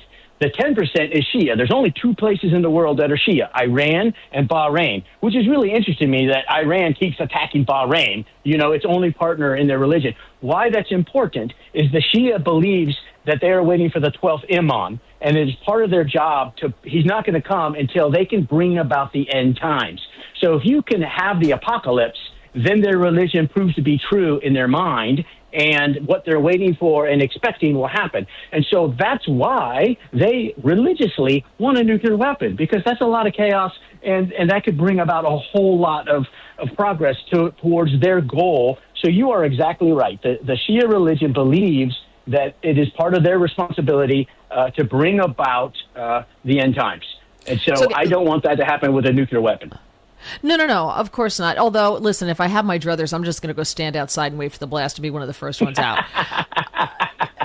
I don't have time for like slow poisoning and dying and scrounging for food and stuff like that. I'm too old. I have no interest in it at all. I'm out. But okay, so this may be a dumb question, and maybe this is a theological or religious question, which doesn't make sense, and it has no answer. If they want the 12th, if they want to bring the 12th imam, have we gone through 11 imams? Is that why we're waiting for the 12th one? Yeah, there's a different conversation. They basically have a disagreement on whose version of Islam is right, on either the descendants of Muhammad or his disciples. And so the 12th imam is missing. He was taken up and he is not in this plane, according to their religion. Okay. But if we bring chaos in the world, that's when he's going to show up. Right. According to their doctrine. Okay. So just one step here at a time with me, just because I truly am interested in understanding this, as I think other people may be truly interested, because when you were saying that, there was something in my brain that said, wait, hold on just a second. If you bring chaos through nuclear destruction or any destruction and chaos into the world, basically destroy the world, how will anybody know if he arrives? Because we'll all be dead. That's a great question. I am not an adherent of that religion, and so I am not able to answer it, but I have your same question. All right. I wasn't sure, but as you were saying that, I'm like, wait, point of order. I have a problem with this here. We'll all be dead. Right. Right. Okay. All right. So now what is this I hear about the U.S. controlling the strait and other countries now have to pay us to go through it? How is that any different than collecting tolls, which we said could never happen because it would set a bad precedent? We're collecting tolls now? Yeah, I think there's a couple things going on here. There's the practical and there's the rhetorical. And let me address the practical first. Iran doesn't control the Straits of Hormuz, and they haven't and they didn't. And they said they do after the attacks. And the insurance companies were controlling the Straits of Hormuz. What's actually happening is the United States Navy is controlling the Straits of Hormuz, both with the blockade for Iran. But this weekend, we had 70 ships a day were getting through the Straits of Hormuz with U.S. Navy escorts. That's about half of what it was before this conflict started. And so the U.S. Navy has been all along controlling the Straits of Hormuz, and the Iranians cannot and do not. But they say they do, and they shoot a drone at a ship after it's passed from west to east, so it's already left the strait, and they shoot a shot at it and say, like, yeah, don't come back here. And that ship captain is like, sure, I'm not coming back there. And so part of it is the United States military is actually controlling the straits, and we have been, and will continue to do that. Now, the interesting thing about maybe there will be some fees associated with that, I think that that's a rhetorical device, both to put pressure on the Iranians, to kind of rub it in, to go, you so don't control the straits that you can't stop us from putting on fees.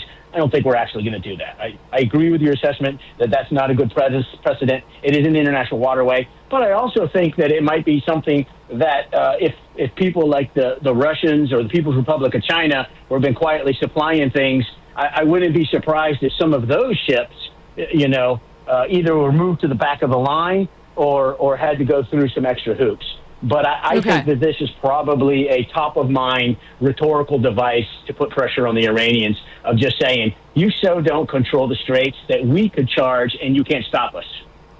But I don't think we're going to do that. And along those lines, CENTCOM just released footage of an aquatic drone striking an Iranian ship maintenance facility, and it's pretty cool. It's a boat. It's like a big boat that comes in, but it's a drone on the water. Is this the future of warfare? Yes, that's the Corsair. That model of autonomous sea vehicle is called a Corsair. After the small boats, back in the sailing days. And here's just another example of what the Iranians cannot stop. It's slow. You've seen the video, perhaps. Yeah. It drives up, it crashes into the pier, it blows up their maintenance facility, and no more ships and submarine construction is going to be made there. And it literally just drove in about 10 miles an hour and like, hey, guys, don't mind us. We're just a drone coming in to blow up your ship. And the Iranians couldn't stop it. My point is it wasn't a high-speed missile. It was coming. It took a while to get there, and it worked. And the United States has even more capability like that we haven't yet seen. So everything doesn't have to be a fast and expensive and sexy Tomahawk missile, and those are great. I've called them, and they've made bad guys go away from me. So I'm a big fan. But also I'm a big fan of the innovative technology the United States military is doing. Your listeners will remember tourniquets, blood clotting material, all of that came from military research. So I'm also excited what we're going to see in the next 10 years, that because we finally showed out one of these technologies. Can you imagine what an autonomous vehicle could do for port security, perhaps, in America, or perhaps even, getting ships through in and out of, Boston Harbor? There's a lot of upside to this. So I'm really pleased to see this, and I think it's an effective weapon. Now, can you look into your crystal ball for me and tell me where does this go and how long does it take to get there? I come back to my earlier point that I think that this is going to have to last a little while for the Iranians to have enough pain that they do not want to have a nuclear weapon, and they do not want to try to extort people in the Straits of Hormuz. And so I think that this can go on for a long time. Are we talking like a year-long time? Or, I mean, clearly past the midterms, which is a problem. Do you think that this is a problem for the president? No, we're not time constrained on the United States. The Iranians are time constrained because they're running out of things to buy and sell and make. Your last example of blowing up their maintenance facility is an example. And, oh, by the way, they've struck 6 ports in 6 different countries, 9 oil fields and 3 national gas fields of their neighbors. So whenever this is all done, there's going to be a bill coming from their neighbors. What you've seen this morning is the Iranians were trying to land in some support to the Houthis in Yemen, and Yemen shot its own airport to prevent this airplane from landing. And the Saudis also struck. So everybody in the region is getting sick and tired of Iran. And so the time it's a little bit like the basketball games where you start running out the clock when the score's ahead, and that's where America is. We have the capability to continue to do this as long as we need to. Now, it's not convenient for news and entertainment, but I've been on the warships. I've been on deployments. This is what our United States military does. Ships refuel at sea. We rearm at sea. There's 2 Marine Expeditionary Units in the area with about 5,000 Marines that literally made their reputation in World War II seizing islands. We have thousands of 82nd Airborne soldiers in the region that can get anywhere in the country with an airplane ride. That's important to remember. We don't have to do that. But the threat that they're there, that's what deterrence is. Deterrence is don't do this because you're going to believe that you're going to get some more pain. And what we're seeing right now is the Iranians are in the process of having to believe that they can get some more pain, and they're going to need to make a stop. So do we see boots on the ground as opposed to just like what seems like a video game right now? Americans are more tolerant of the video game version of war than they are of the boots on the ground version of war. Hey, that's such a great assessment that you made, Mary. I'm a ground Marine. I have been in combat in Iraq and Afghanistan and a couple other places. I am those boots. I have 2 of them that are on the ground when the president has ordered us to go places and do things and protect Americans' interests. And that's what we do. So I don't want to step on the president's decision space and say, this is good, this is bad, we're not going to do it. Because the fact of the deterrence is that there are still 5,000 Marines in the area just getting pissed off and ready to they're like bees. Shake them up and then throw them on somebody's country. And so that's an enormous capability. It's up to the politicians and the leaders of our country to decide how and when and what the American people will accept. But the fact is that we have the capability. We're good at it. And the morale on the ships, I was on the USS Theodore Roosevelt about 2 weeks ago, and I talked to the sailors, and the morale on the ships is high. Everybody's excited to do their job. And so there's a lot of artificial deadlines and a lot of artificial appetite. And you made such a good thing is that this isn't going to easily wrap up by the 6 o'clock news. But that doesn't mean that it's not important, and it doesn't mean that it's not worth doing. And it also means that the Iranians are more concerned about the clock and the time and the international news than the Americans are. Yeah, I think right now, I think as we get into election season, we get closer to the midterms, the left, of course, is going to hype this up. And I know people on the right are like, I'm never voting for Trump again. I would never vote for a Republican again because Trump promised no new wars. And I said, yes, but do you want to die in a nuclear blast? There's no, that it hasn't happened. They've been saying that for 47 years. So you do have people who are very upset with this because Trump promised no new wars. And Trump was I can appreciate that. And what I would tell you is I've been an Iranian planner. I have been working on this problem set for years. It is not an accident that the Iranians have not used a nuclear weapon. It is not an accident that they haven't been successful in a mass attack on the United States. And so it's really hard. It's really hard to prove a negative. But I have worked in rooms with no windows with a lot of hardworking Americans protecting our country. And those guys and ladies are still doing it every day of the week.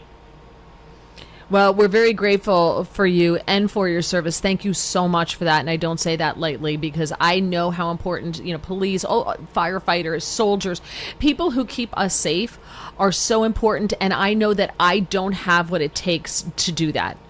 And at this age, I'm just cannon fodder. So throw me in the way, whatever. I'm not going to die young. But on a serious note, I really, really appreciate it. And I hope we're getting back to that in this country, but I do fear that the left will use it as a weapon and kind of denigrate the good service that the military does and all those men and women that you were saying, you've been on the ships and these men and women are like, they're so proud of what they do. And I hope that does not get taken away from them by the left and a complicit media. That's what I worry about. So that's where. Anyway. So thank you Mary, very much. You're very welcome. I appreciate your time and have a great rest of your week. You as well. Thanks for having me. Have a great afternoon. Thank you. Thanks so much. Bye. All right, coming up, guess what? We do have an announcement to make. Darlene Graham Nardone, the sister of the late the late Senator Lindsey, or Cindy, Graham, was appointed to fill her brother's seat. And apparently, I guess she said yes. I would assume it's something that you have to consent to. They can't just shove you in there without you consenting. So, yes, she is in there, which we kind of knew. Once President Trump's like, this is what you should do to honor Lindsey Graham, it's kind of a done deal. Others in the mix initially were the Lieutenant Governor, Pam Yvette, and Trey Gowdy, and Senator Jim DeMint were all initially in there. So we'll see what happens, whether she's going to stay there. Also, Nancy Mace, Ralph Norman wanted to throw their hats into the ring. I think they were probably further down the list of consideration. So we'll see what happens come January. But for now, it's settled. And my hunch is she's probably going to vote exactly how she's told to vote. Not necessarily a bad thing, depending on the issue, I guess. All right, we got more coming up. You're listening to 1210 WPHT. Attention. Have you racked up $10,000 or more in credit card debt? Are you barely getting by making minimum payments? With credit card debt reaching all-time highs, National Debt Relief is notifying consumers about significant debt relief options currently being made available to help those with overwhelming credit card debt. These options may reduce a large portion of credit card debt for those who qualify. You don't need to declare bankruptcy or take out a consolidation loan, and you may only have to pay back a fraction of what you owe, even if you have bad credit. National Debt Relief has already reduced the credit card debt for more than 550,000 consumers, so don't wait. If you owe $10,000, $20,000, or even $100,000 in credit card debt, you can now take advantage of this financial debt relief as the cost of living continues to skyrocket. To check what debt reduction you may qualify for, call 800-358-6868. That's 800-358-6868. Again, 800-358-6868. Employee pricing isn't just for employees anymore. For a limited time only this July, everyone saves at Closet Factory Philadelphia. Schedule your free design consultation today at closetfactory.com. That's closetfactory.com. Prioritize yourself and make your dream of an attractive, healthy smile a reality at PI Dental Center. The professionals at PI Dental have been transforming patients' smiles for over 38 years. Board-certified specialists, Dr. Glenn Wolfinger and Dr. Robert Slough, perform complex dental makeovers with their Teeth in a Day protocol, where dental implants are placed and restored with fixed teeth in just one day. It's time to invest in yourself. For a smile that's monumental, trust PI Dental. Visit PIDentalCenter.com. Retirement. Exciting, but also kind of scary. How do you create that paycheck to do everything you want to do? Tune in to the Retirement Spectrum with Alan Cohen. Saturday afternoons at 3 on Talk Radio 1210 WPHT. Carpal tunnel syndrome. Heart failure that doesn't improve with common medicines.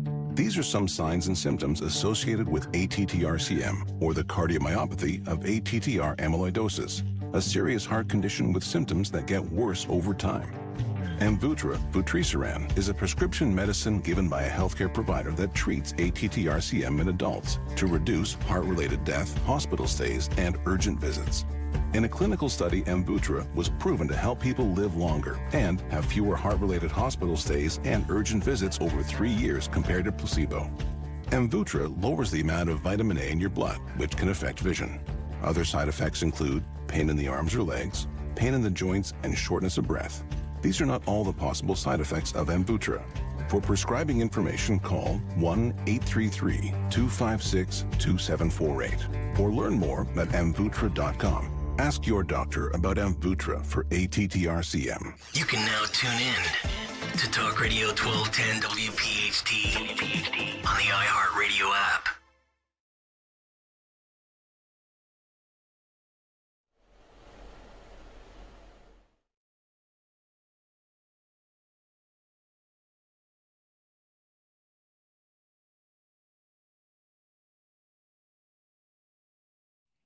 Today, under the law, it's my duty and honor to name someone to serve in the place of this irresistible man, this irreplaceable man, this extraordinary man for the remainder of his term. Lindsey took care of his little sister in years long departed. It's my honor to ask his little sister, Darlene Graham, to finish his work for him now. And by the way, Darlene, I don't know if I told you, but after we spoke on the phone in the wee hours of Sunday morning, and you agreed to serve through tears.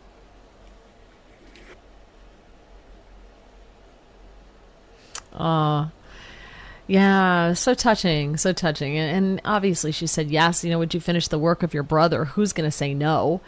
So she's going to have to learn on the job. She's going to have to learn on the job. And I'm sure, as I said, I'm sure that it's going to be a short tenure. I don't know if she's going to run in January. She may get in there and go, this is great, and decide that she's going to run. And she'll have the name recognition. So, which is a big, big, big deal. But there are a lot of other people that are throwing their hat in the ring for this, and I named a couple of them. And so, it's just going to be interesting to watch it all play out. And of course, there's going to be a big state funeral, I'm sure. We'll get through all of that. But clearly, a lot of people, he was a very, very, very well-liked man, which is saying something in Washington, D.C. when it's a really crappy place. And it's crappy because of the people who live there. Having worked there, didn't really love it. Listen, I've worked in Manhattan and I worked in Washington, D.C. and a little bit in Philly. But New York, for all of its flaws and everything, at least it's diverse in interest. Whereas Washington, D.C., it's almost like a mining town, and this is what I compare it to all the time. It's a mining town in which there are two mines, and you work either for mine A or you work for mine B.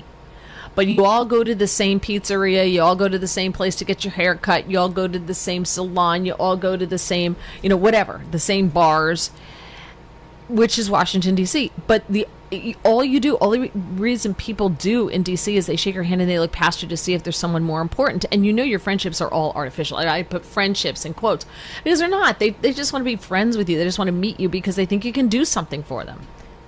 That's just the way it is. So to be well-liked in a place like that by people on both sides, I think is super... That's an accomplishment. It says a lot for Lindsey Graham. I got to give it to him. So President Trump was on the State of the Union with Jake Tapper talking about Lindsey Graham's accomplishments. Let's hear that now.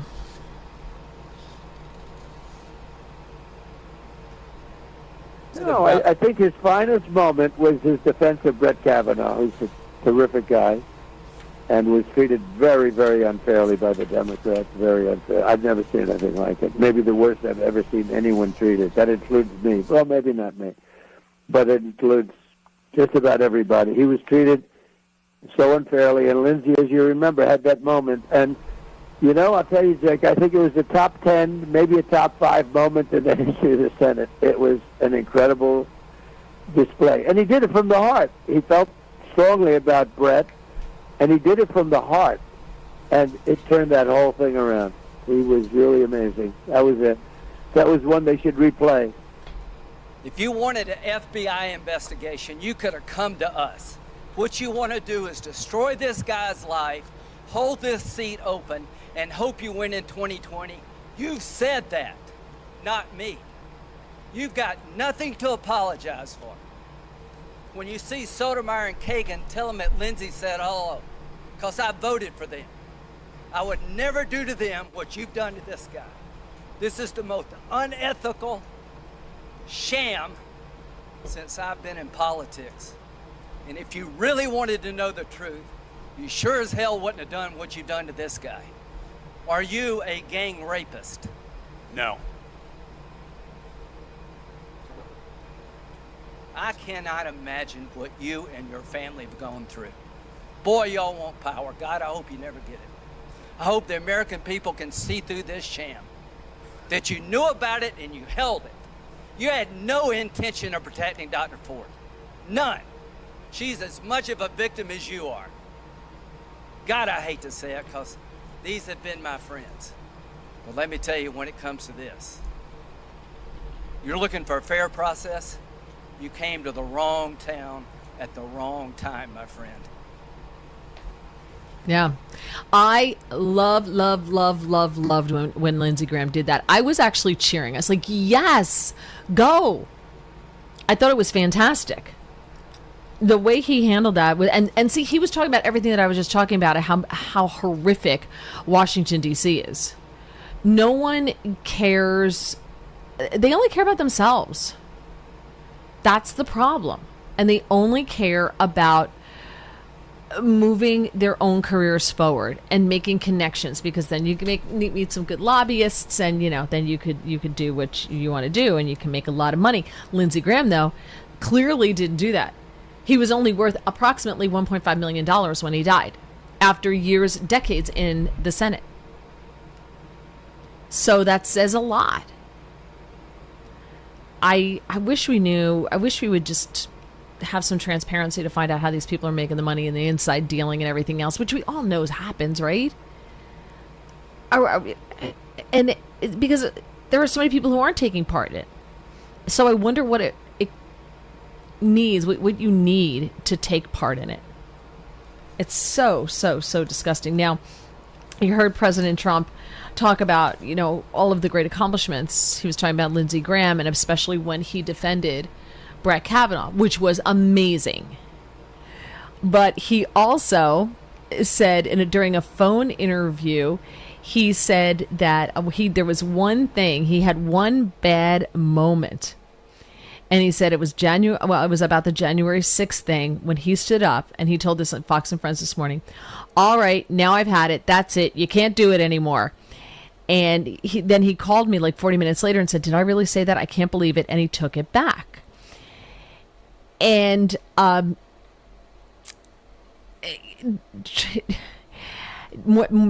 May of that year, Graham was back in the future president's corner. And Graham also said, Trump and I, we've had a hell of a journey. I hate it to end this way. Oh my God, I hate it.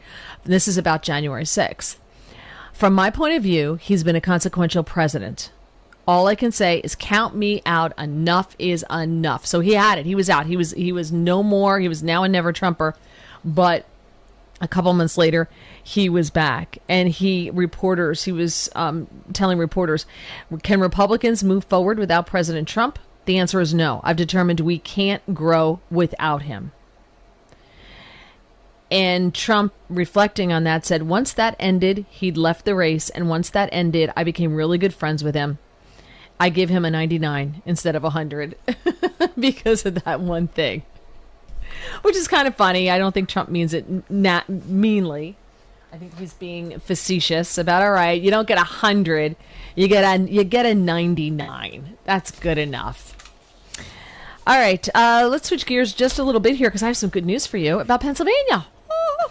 So we all know about the state fair issue down in the Great American State Fair, where every state had like a hut, had like a tent you could go into, and they were all supposed to be decorated for your state. And Pennsylvania, the wonderful governor said, well, I reached out and nobody was interested. No businesses wanted to sponsor it. Nobody was interested.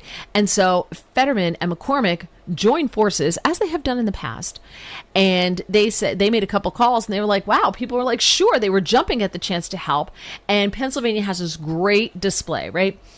And I gave them full credit, because I think that McCormick and Fetterman operate the way government's meant to operate. That when something's good, you get together on it, and if something's bad, you part ways on it, right? That's the way it's supposed to be.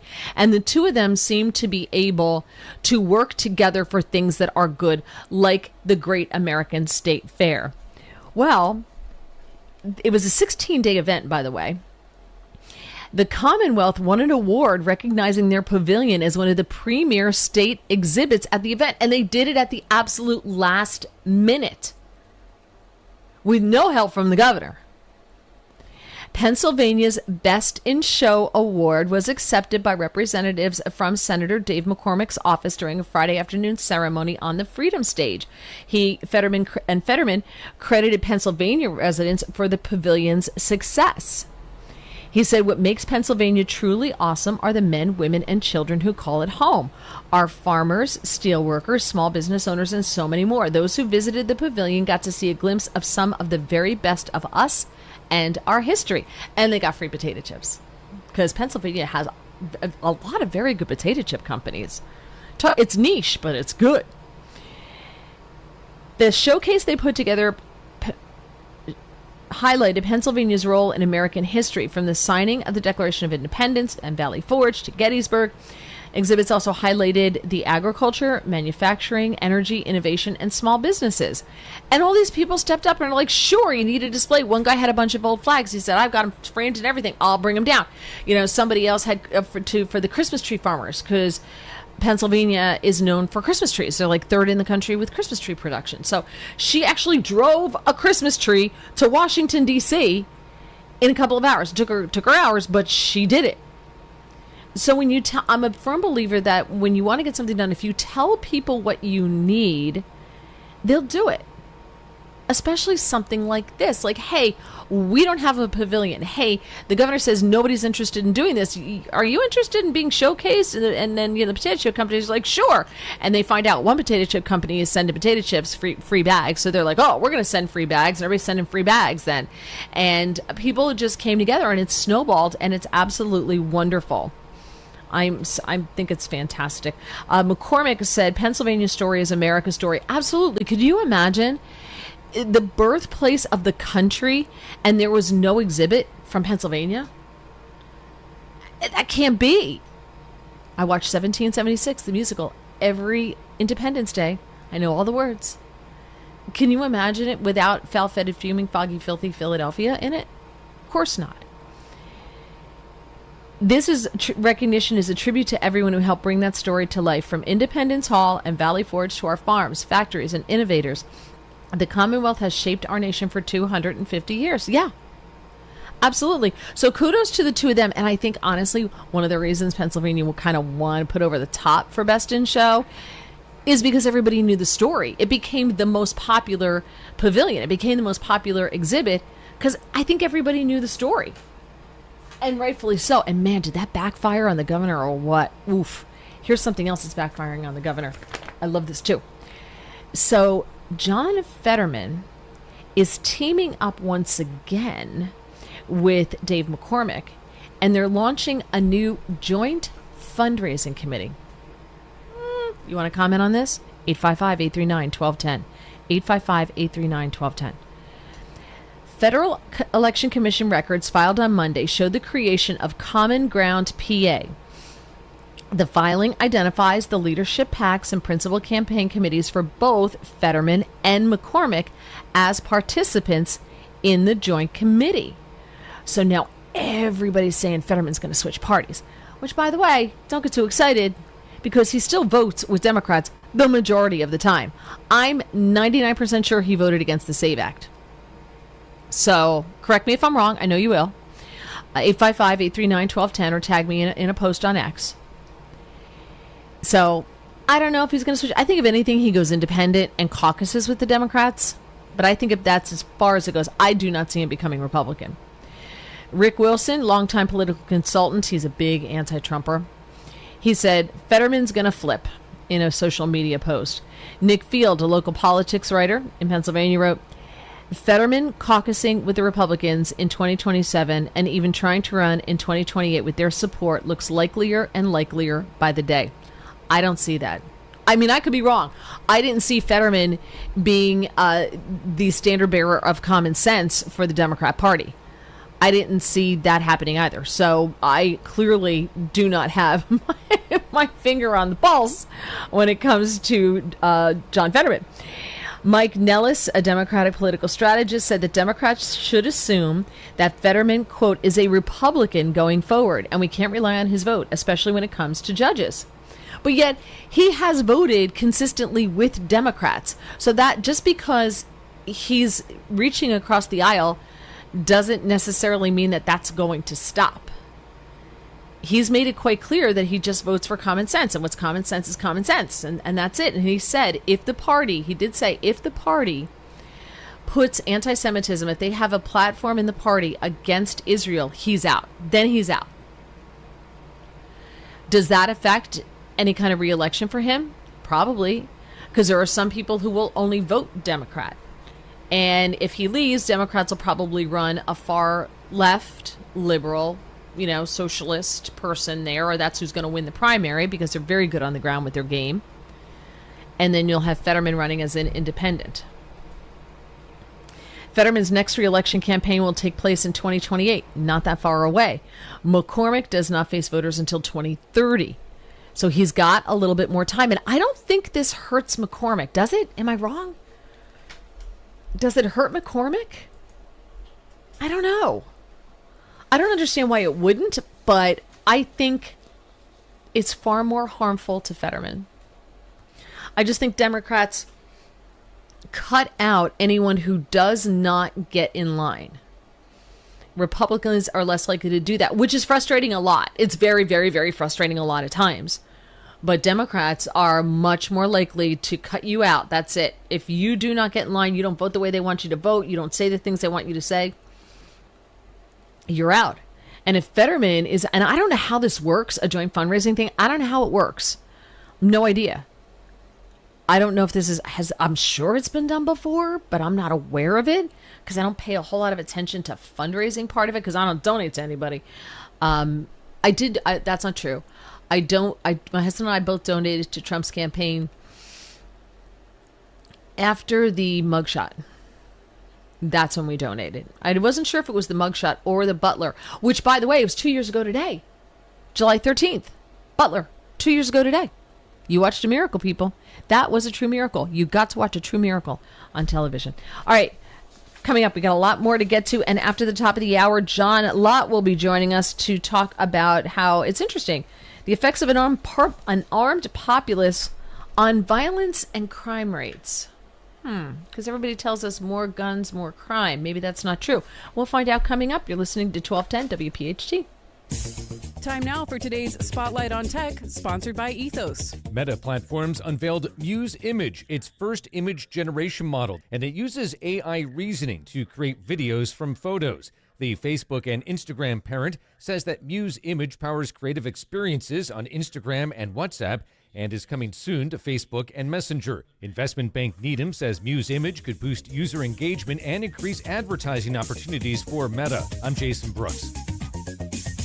If you own a business, you've heard it all. From fast funding to easy approvals, everyone says the same thing. LendSeek is different. We show you what you actually qualify for. LendSeek's AI-enabled platform matches you with funding options with no guesswork. Up to $5 million in as fast as 24 hours. If you've been in business over a year, doing at least $50,000 per month, apply for free with zero out-of-pocket costs and access to over 100 lenders. Start ready, stay ready. LendSeek.com. LendSeek.com. Are you having trouble hearing? Hearing loss can devastate the quality of your life. Now, there's an affordable fix for you or your loved one. Rated the best hearing aids of 2026 by Forbes Health, Audion Hearing has the highest quality hearing aids at the lowest prices, starting at just $98 a pair. I actually like them better than my old $5,000 hearing aids. I could not believe how my hearing and life changed. Join over 1 million happy customers by going to audionhearing.com. That's AUDIEN hearing.com. My name is Whitney Allen, and I'm a widow. My husband Ryan died. We never thought we'd ever have to use life insurance, but the unexpected happened. With Ethos, signing up was fast and 100% online. You can get a quote in seconds, apply in minutes, and get same-day coverage. No medical exams, and you can get up to $3 million worth of coverage. I'm grateful we were prepared. Get your free quote at ethos.com/radio. That's ethos.com/radio. Paid spokesperson. Time spent on application may vary. Online health questions required. There's a reason that potato chips don't come in a clear bag. There's only 8 chips in this bag. That's why. It's only about 2/3 full. The rest is air. It's a lot like opening up your 401k at retirement. You get about 2/3 of it, and the rest goes to Uncle Sam. Jim Cipriotti at the Retire Ready Financial Group can help. His tax mapping process can help forecast what your tax bill will be in the future, and that way you can build a strategy now to potentially decrease your tax bill in retirement. In other words, more for you and less for Uncle Sam. Call today for your complimentary retirement tax mapping report, 610-894-7415. That's 610-894-7415, or find them online at retirereadyfg.com. And get Uncle Sam's greedy hands out of your retirement. Hey, you've had enough. With a complimentary tax mapping report from Jim Cipriotti. Investment advisory services offered through Retire Ready Wealth Management, a registered investment advisor. Insurance and annuities offered through James V. Cipriotti, Retire Ready Financial Group, LLC, NPN number 2083768.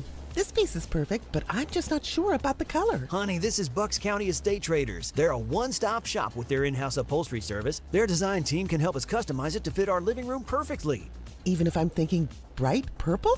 Okay, let's talk about this. Bring your vision to life, however bold it may be. With Bucks County Estate Traders' in-house upholstery service, our craftsmen can redesign any piece on the showroom floor to make it yours. Visit our Hatfield showroom today or click buckscountyestatetraders.com. Progressive Insurance. Protect your family, your phone, and your furry friends with life, electronic device, and pet health insurance.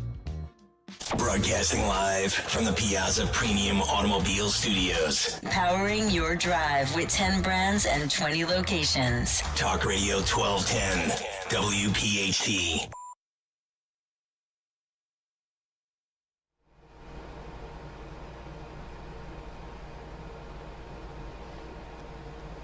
Kudos to Sean for the music, dude. You're doing a wonderful job. Definitely liking it. Thank you so much. Just a couple of stories that I wanted to share with you that I thought were important, and I had them, and I said, let's get to some of these before we get to John Lott at the top of the hour. And if you want to jump in anywhere on any of these topics, 855-839-1210, any of these stories, feel free to do so. You are more than welcome. You could also tag me in a post on X at Mary Walter Radio. Tomorrow morning, 7:05, Newsmax TV on Wake Up America. 7:05, I'm going to be early because I got to get up early to do the hair and makeup thing, but it is what it is. So join me at 7:05 tomorrow morning. All right, Zohran Mamdani, the commie from New York, Commie Mamdani. So apparently his international affairs commissioner, because the mayor of New York needs an international affairs commissioner, attempted meeting with the U.S.-Iranian ambassador who is anti-U.S. Now, Mamdani said, he didn't know anything about his commissioner, Anna Maria Archillo's scheduled meeting this week with Amir Saeed Iravani, who's Iran's permanent representative to the UN. And he said, I didn't know anything about it until he saw a press inquiry about it. It's kind of like Obama saying, I didn't know anything about it until I read it in the paper. I read about it this morning. I found out the same time you did. Bull. He knew about this. So did, obviously, Obama did too. He stressed the sit-down never took place. He chalked it up to a scheduling snafu, but we know that the feds stepped in and said, this ain't happening. The commissioner recognizes that this was made in error, and we're working on a new process in terms of new meeting requests. So he's saying that it was a request that came into their office, not one that went from their office out. So this guy at the UN from Iran said, hey, I'd really like to meet with you guys. Probably because he sees Mamdani and sees everyone who works for him as being on their side, because they're anti-Israel and they're communists. So they're like, yeah, they're going to love us. They're on our side. The State Department, as I said, intervened. It was the State Department who intervened. So it wasn't because it was a scheduling snafu. It was not a scheduling snafu at all. He's such a liar. The State Department said, time out. No, you can't do that. Now, according to insiders, the city office already has multiple layers of checks and balances in place to avoid a mistake like this if it was indeed a mistake.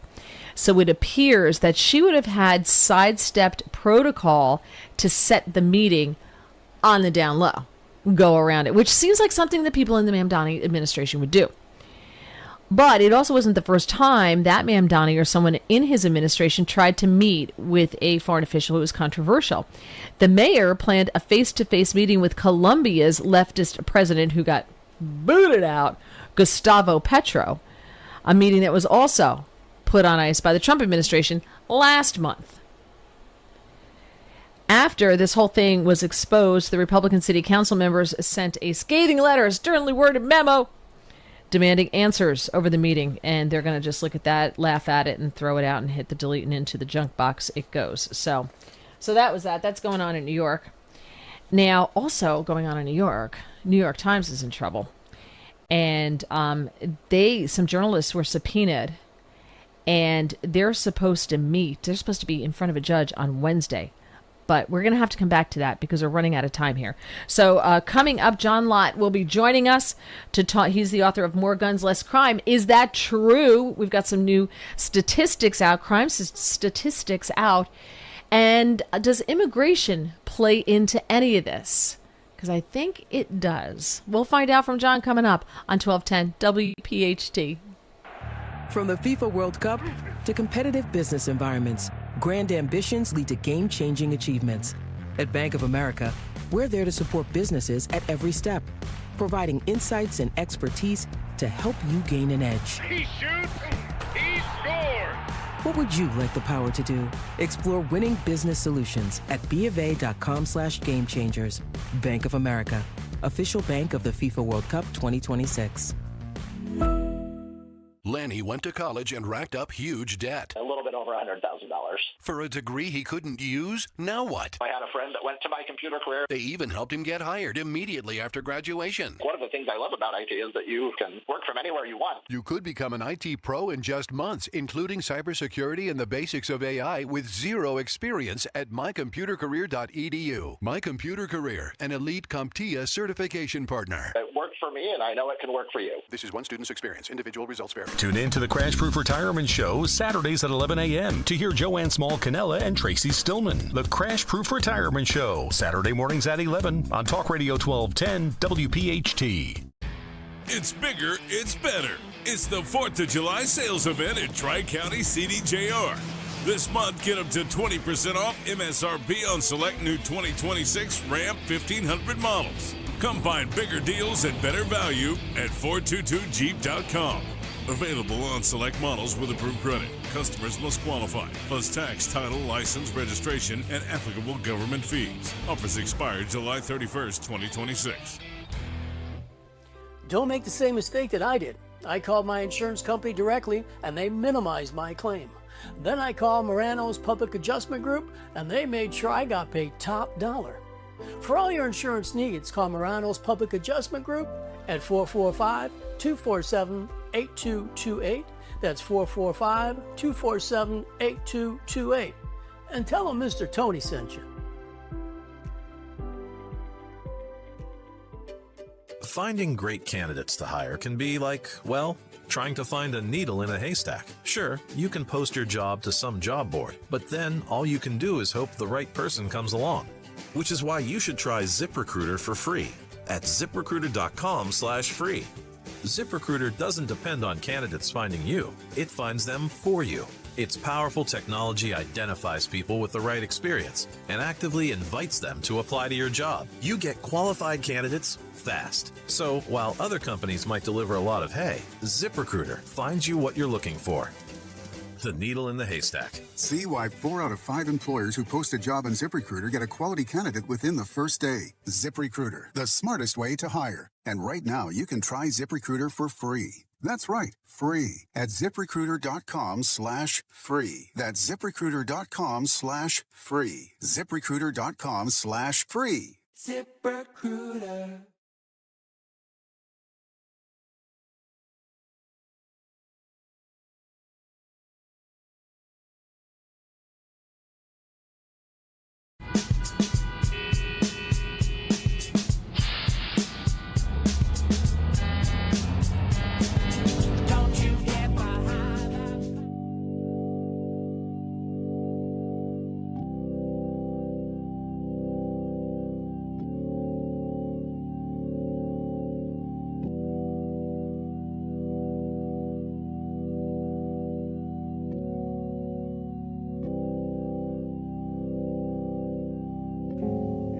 I'm up here in this room, I'm looking all around.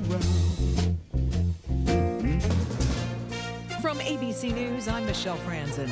Following the sudden death of Senator Lindsey Graham this weekend, South Carolina's Governor Henry McMaster appointing Graham's sister, Darlene Graham Nordone, to carry out the remainder of his term until January. Lindsey took care of his little sister in years long departed. It's my honor to ask his little sister, Darlene Graham, to finish his work for him now. A special election will be held August 11th to choose a candidate to run in the general election.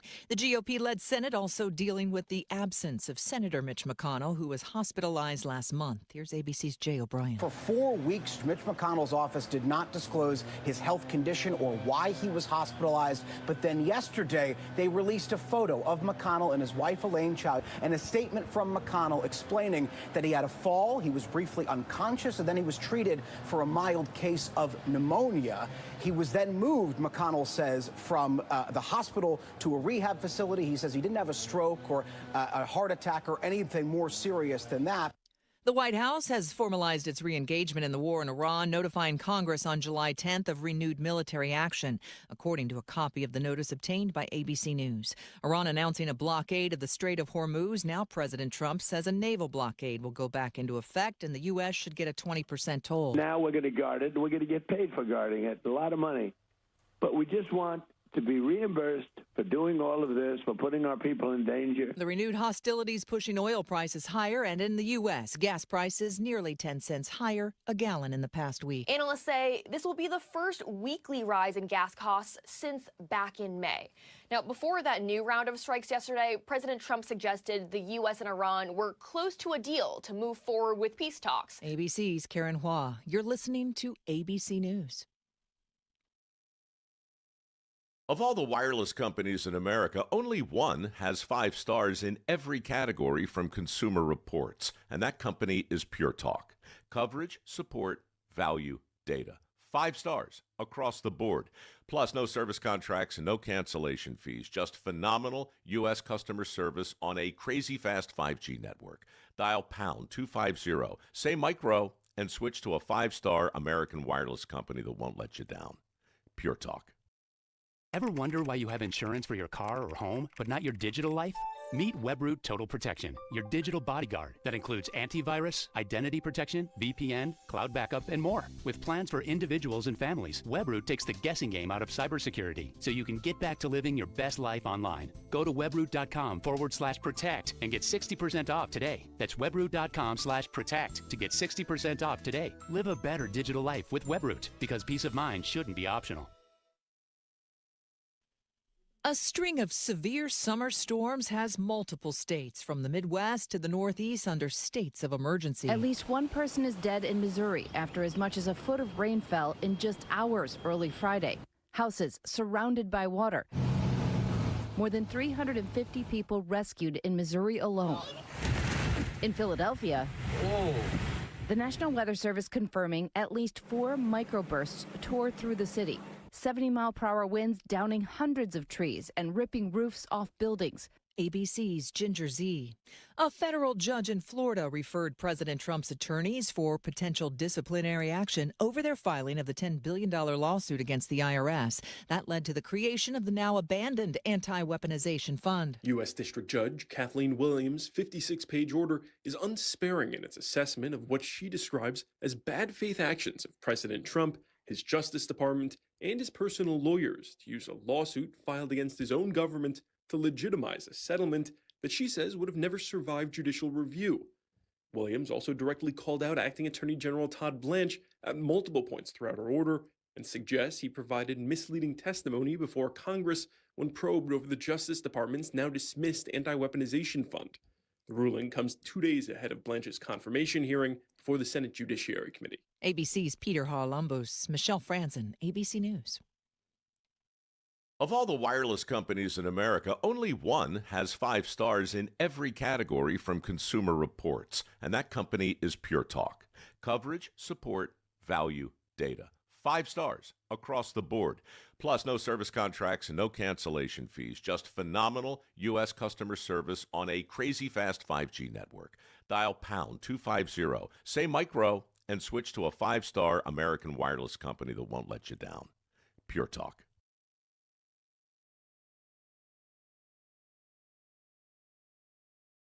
WPHT HD WOGL HD3 Philadelphia.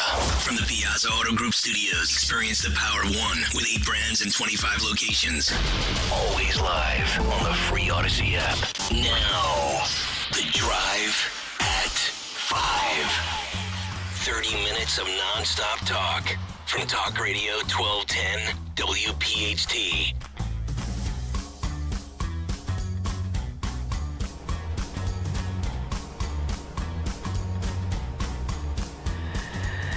And welcome back to 1210 WPHT, the afternoon show here. I am Mary Walter sitting in. I'm back with you on Wednesday.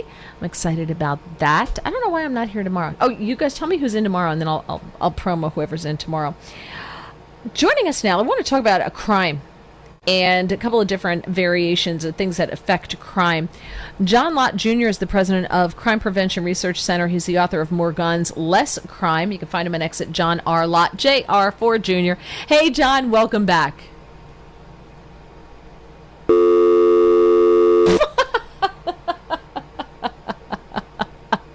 I guess he's not there anymore. Last time he was on a ship in the middle of the... We got him back? Okay, they're going to work on getting it back. Last time he was on a ship in the ocean. Do you guys remember that? Last time I was on, 2 weeks ago maybe, and we had John on. Maybe it was last week. I don't remember. It all blends together. And we had John on, and he was trying to do video with us, and he was on a ship on a cruise in the middle of the ocean, and shockingly, that didn't work out. We lost him. We lost him. So one of the things we're going to talk to him about is a piece he wrote for The Federalist. And he talks about how immigration reform slashes violent crime. Now, I'm doing this one first because it doesn't seem super shocking, does it? All right, he's back. John Lott, welcome back. Okay, good to talk to you. There you are. I was just saying how last time you were on a ship in the middle of the ocean and we lost you, and then this time we lost you again and you're on land. So, right? Yeah, I can't explain it, but anyway, I'm glad that you're still there. Yes, no, I'm glad you're here. So I was just talking about your piece in The Federalist. Trump's immigration enforcement really is slashing violent crime. What I find interesting about this is you had to write a piece about it because I guess to some people that's not evident. Like, doesn't it make sense that if you get rid of people who are in the country who have committed crimes, that the crime rate would go down? Right? Doesn't it make sense? But it would have something to do with it. Right. The reason why I wrote the piece is that there's some people out there like Steve Bannon who claim that they just didn't believe the FBI crime data and didn't believe Kash Patel with regard to things like the murder rate and what have you. And there are a lot of things that have changed over the last year or so that I think explain the drop in crime. You have last year, the number of arrests by FBI agents doubled over what it was in 2024. You had U.S. attorneys around the country are being much more aggressive in prosecuting criminals and trying to get more severe penalties. I mean, just look at D.C. During the Biden administration, the U.S. attorney, who's appointed by the president there, by Biden, refused to bring charges against 67% of those who were arrested by police in D.C.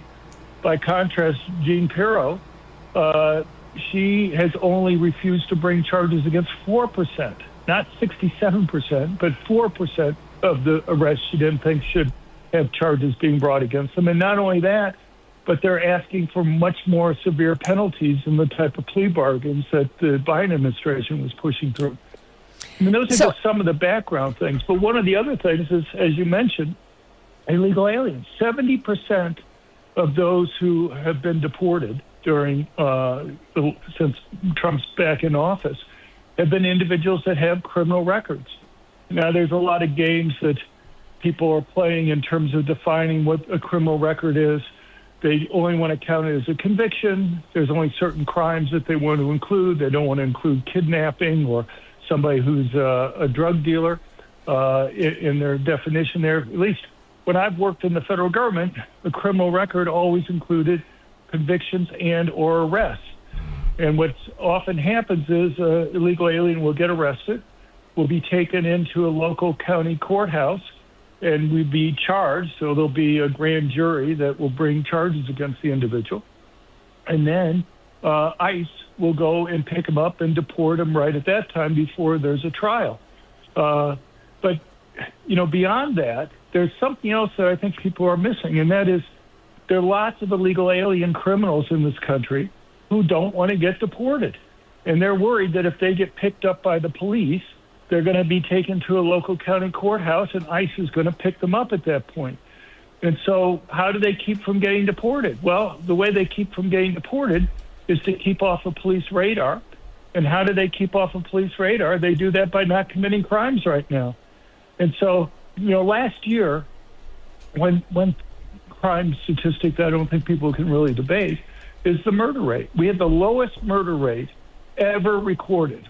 The federal government has been recording murder rates since 1900, so it's 125 years. And over that whole period of time, the lowest previous murder rate that we ever got one time was 4.5 murders per 100,000 people. This last year, we're below 4, slightly below 4 per 100,000. So that's a huge drop. And I think when the final data comes out in September for total crimes, both reported and unreported from the Bureau of Justice Statistics, we're going to see really amazingly low violent crime rates across the board.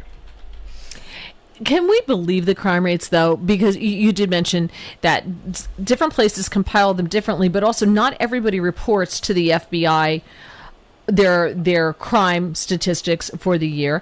And I've also noticed, you see the posts all the time of people who have been arrested for a crime, and they are clearly not white, yet it shows their race as white. So it seems to me as if the numbers are being cooked. So what good are these reports anyway? Right. There are two measures that we have of crime. There's the FBI data on crimes reported to police, and that's what the media focuses on pretty exclusively. And then we have something from the Bureau of Justice Statistics, which is our National Crime Victimization Survey, which is a measure of total crime. We know most crimes aren't reported to police.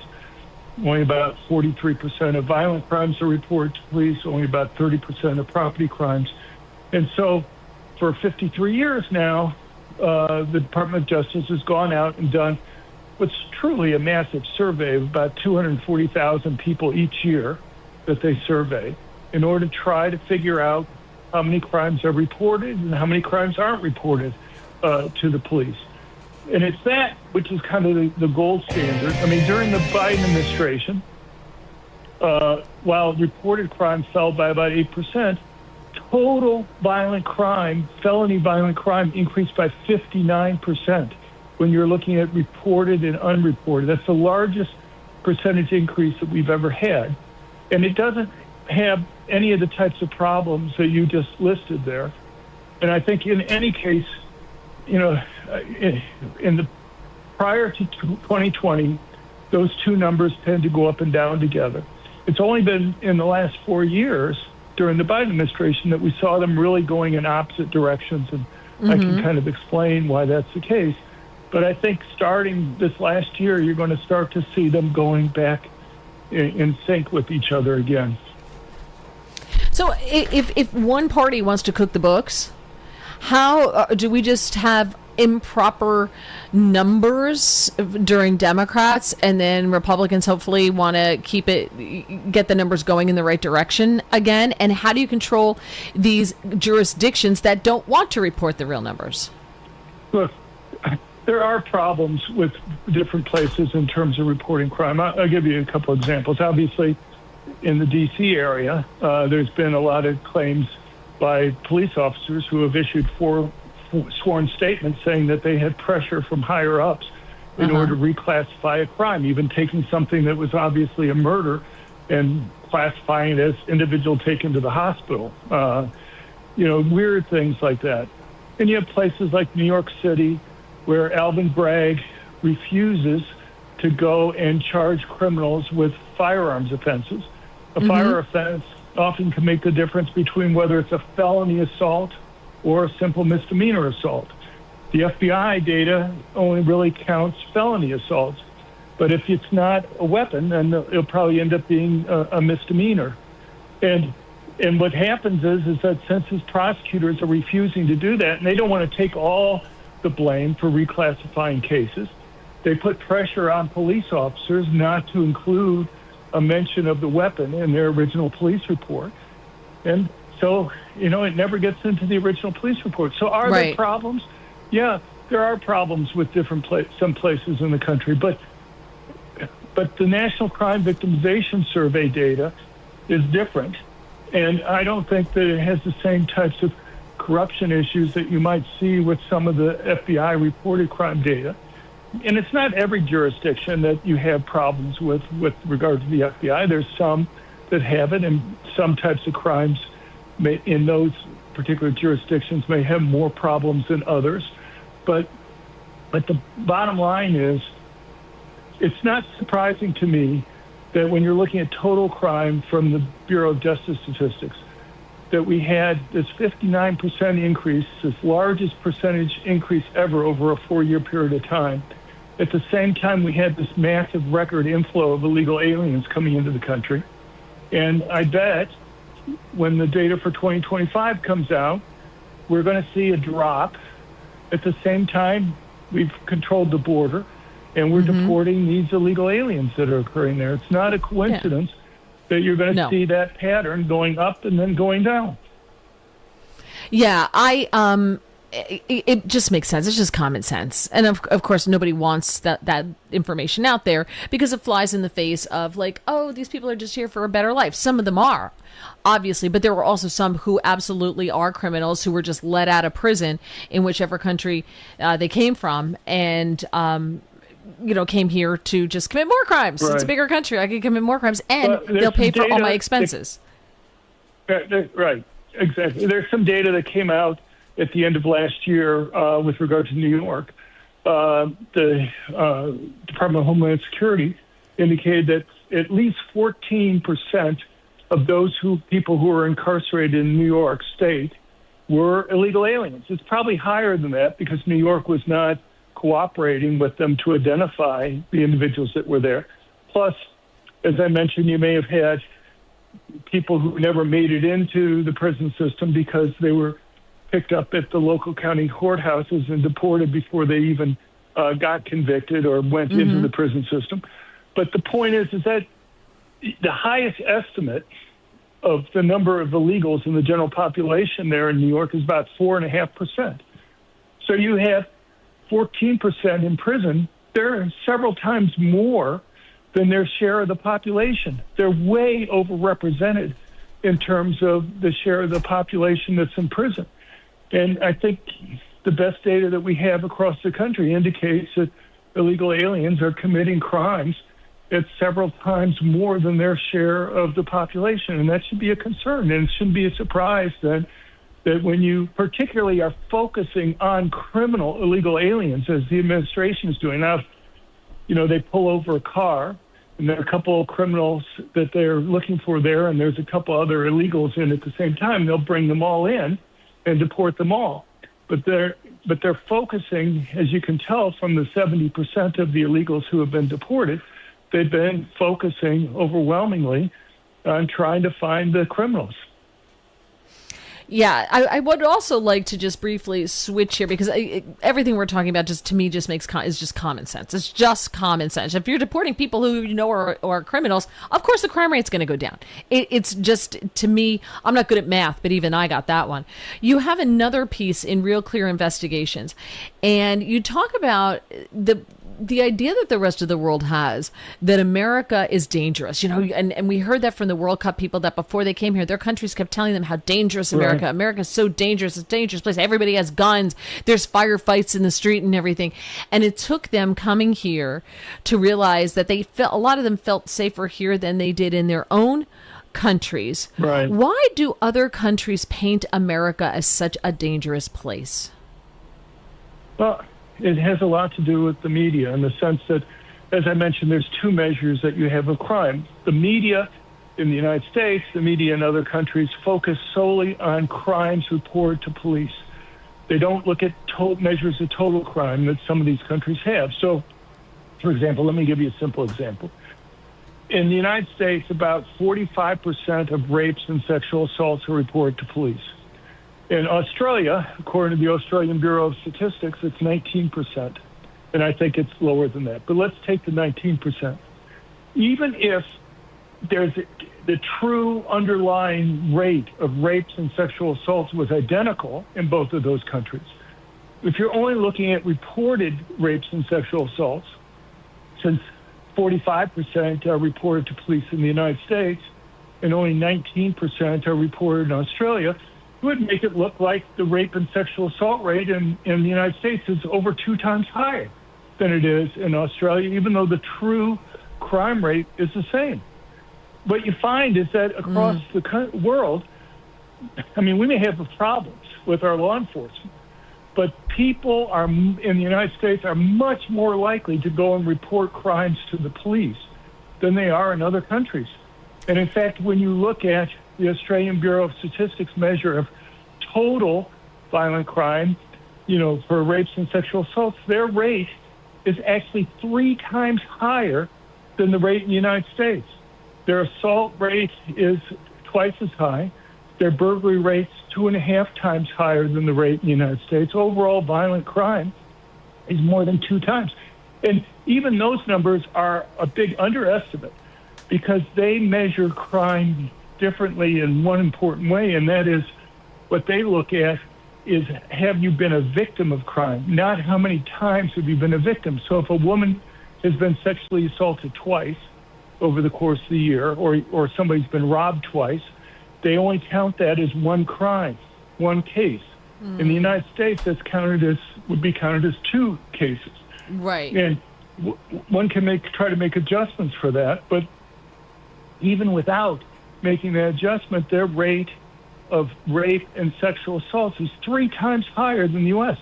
And, I went and gave talks in Australia earlier this year, and I gave a talk to some prosecutors. I was talking to another talk we gave to some students in New South Wales, and the prosecutor would tell me, they just don't go after cases for most rapes and sexual assaults. And when I was talking to the female students, they were telling me, well, there's no point in going and reporting these to the police because the guys are unlikely to be punished, and it's embarrassing for them to come forward. And so they don't come forward. I mean, it's something criminologists and economists have known for many decades. Whether or not people report crimes to the police depends in large part on whether they think the criminals are going to be caught and punished.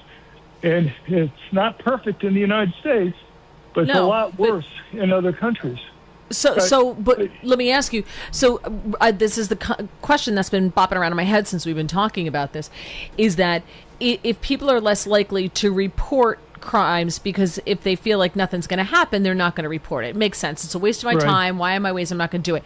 Wouldn't the crime rate in America be underreported in our large cities because they know nothing's going to happen to these people? It's like when the kids do these teen takeovers, which we used to call rioting.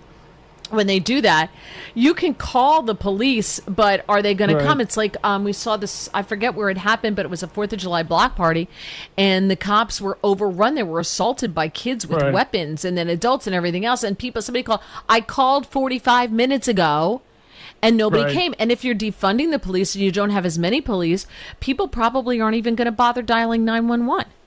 So wouldn't those numbers then be also underreported?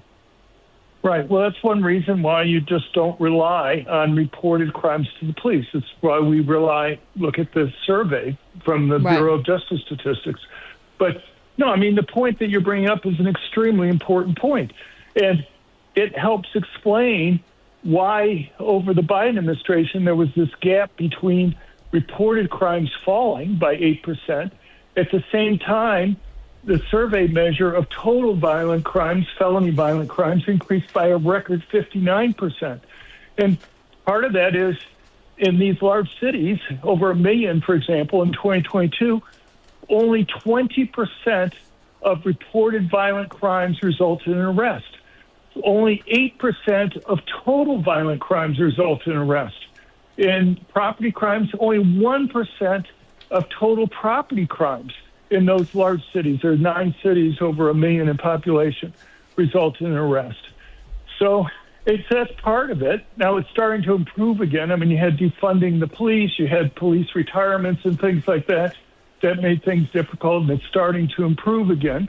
But the other thing that's happened is that it's become more difficult in some parts of the country to report crime. So, 6-7 years ago, if you called up 911, they would send out a police car and there'd be a police report taken. Right. Now, or at least in recent years in some parts of the country, you call up 911 and they'll ask you, is the criminal still there? And of course, people almost always say no, they've already left. And the 911 operator will say, well, you can come down to the police station and you can wait in line and you can get a police report filled out. And the problem is that there's some people, when you make it more difficult, more time consuming for them to go and get a police report filled out, are going to say, look, it's just not worth my time to do it.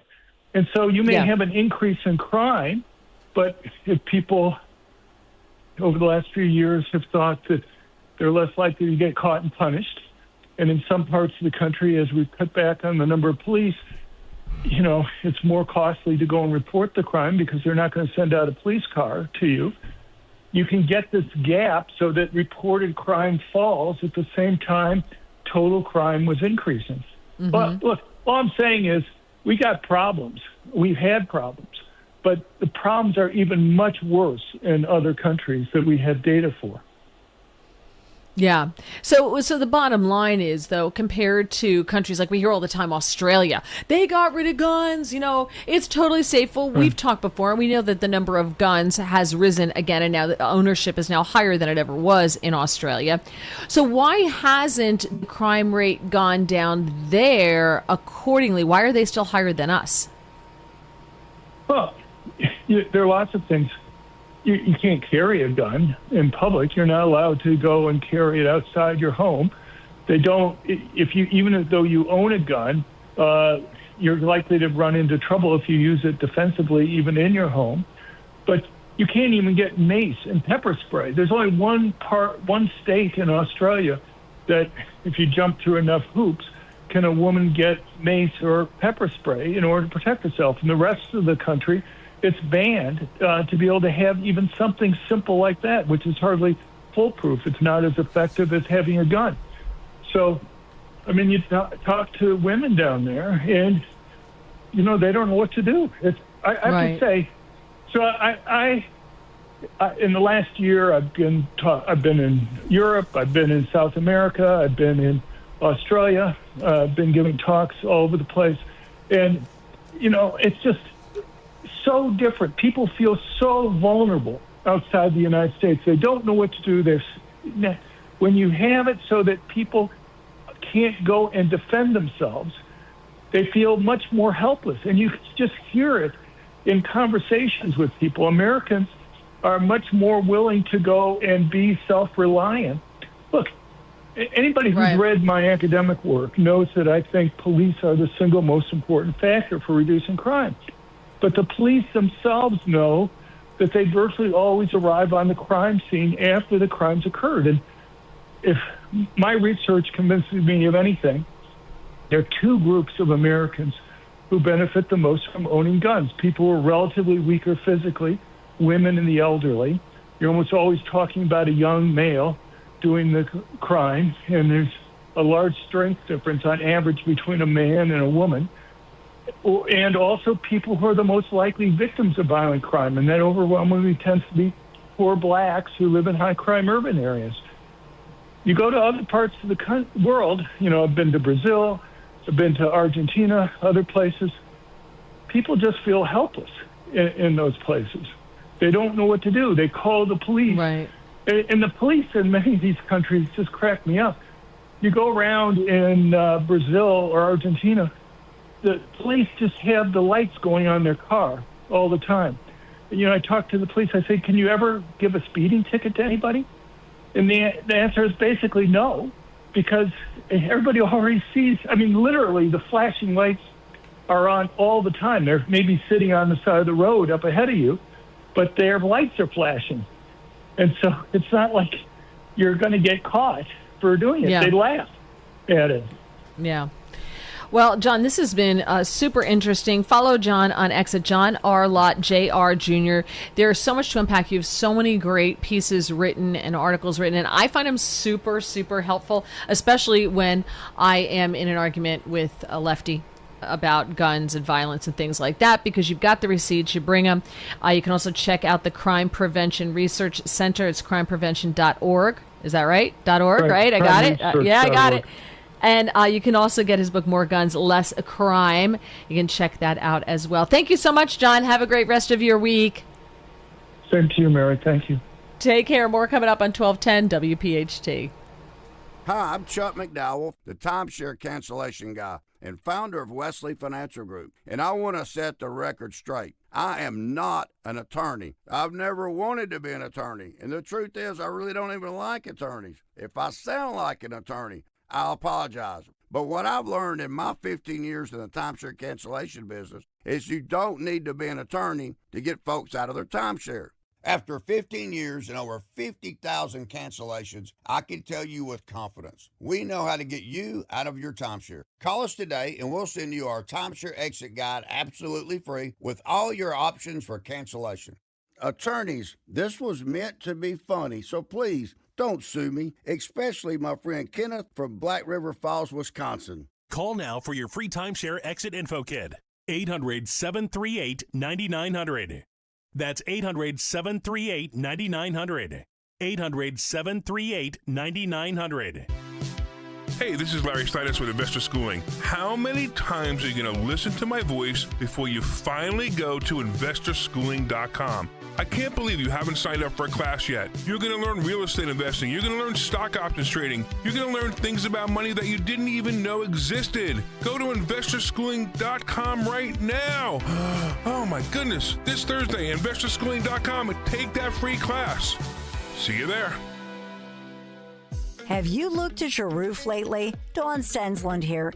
If not, don't wait until the fall. Once cooler weather and storms arrive, small roofing issues can quickly become expensive repairs. Right now is the perfect time to protect your home and save. Through July 31st, Chapman Windows, Doors, and Siding is offering 25% off a brand new roof. And here's why I trust Chapman. They're a GAF certified plus contractor, which means they can offer enhanced warranty protection that most roofing companies simply cannot. So if you've been thinking about replacing your roof, right now is the best time to beat the fall rush, lock in your savings, enjoy peace of mind before the seasons change. Call Chapman Windows, Doors, and Siding today. Schedule your free consultation, ChapmanWindowsDoors.com. ChapmanWindowsDoors.com. Offer ends July 31st. Tell them Dawn sent you. Attention! This is a pesticide exposure alert. The pesticide chlorpyrifos, used as an insect repellent, has now been linked to neurodevelopmental disorders in children and Parkinson's disease. If you or a loved one was diagnosed with a neurodevelopmental disease after being exposed to chlorpyrifos, you may qualify for potential compensation. Visit govictory68.com now to see if you qualify. Across the country, pesticide manufacturers have already faced multi-billion-dollar lawsuits and settlements over alleged health risks. Now, people exposed to chlorpyrifos are taking legal action, alleging this pesticide caused serious neurological injuries in both adults and children. If you or a loved one was diagnosed with a neurodevelopmental disease after chlorpyrifos exposure, don't wait. Strict filing deadlines may apply. Visit govictory68.com today to see if you qualify. Go to govictory68.com. That's govictory68.com. This is a paid advertisement for legal services by the Goldwater Law Firm in Phoenix, Arizona. Primary legal services performed by co-counsel law firms. For additional disclaimers, go to goldwaterlawfirm.com. Finding great candidates to hire can be like, well, trying to find a needle in a haystack. Sure, you can post your job to some job board, but then all you can do is hope the right person comes along. Which is why you should try ZipRecruiter for free at ziprecruiter.com/free. ZipRecruiter doesn't depend on candidates finding you. It finds them for you. Its powerful technology identifies people with the right experience and actively invites them to apply to your job. You get qualified candidates fast. So while other companies might deliver a lot of hay, ZipRecruiter finds you what you're looking for. The needle in the haystack. See why 4 out of 5 employers who post a job on ZipRecruiter get a quality candidate within the first day. ZipRecruiter, the smartest way to hire. And right now, you can try ZipRecruiter for free. That's right, free at ZipRecruiter.com/free. That's ZipRecruiter.com/free. ZipRecruiter.com/free. ZipRecruiter. Talk Radio 1210 WPHT from the Piazza Auto Group Studios. Experience the power of one with 8 brands and 25 locations.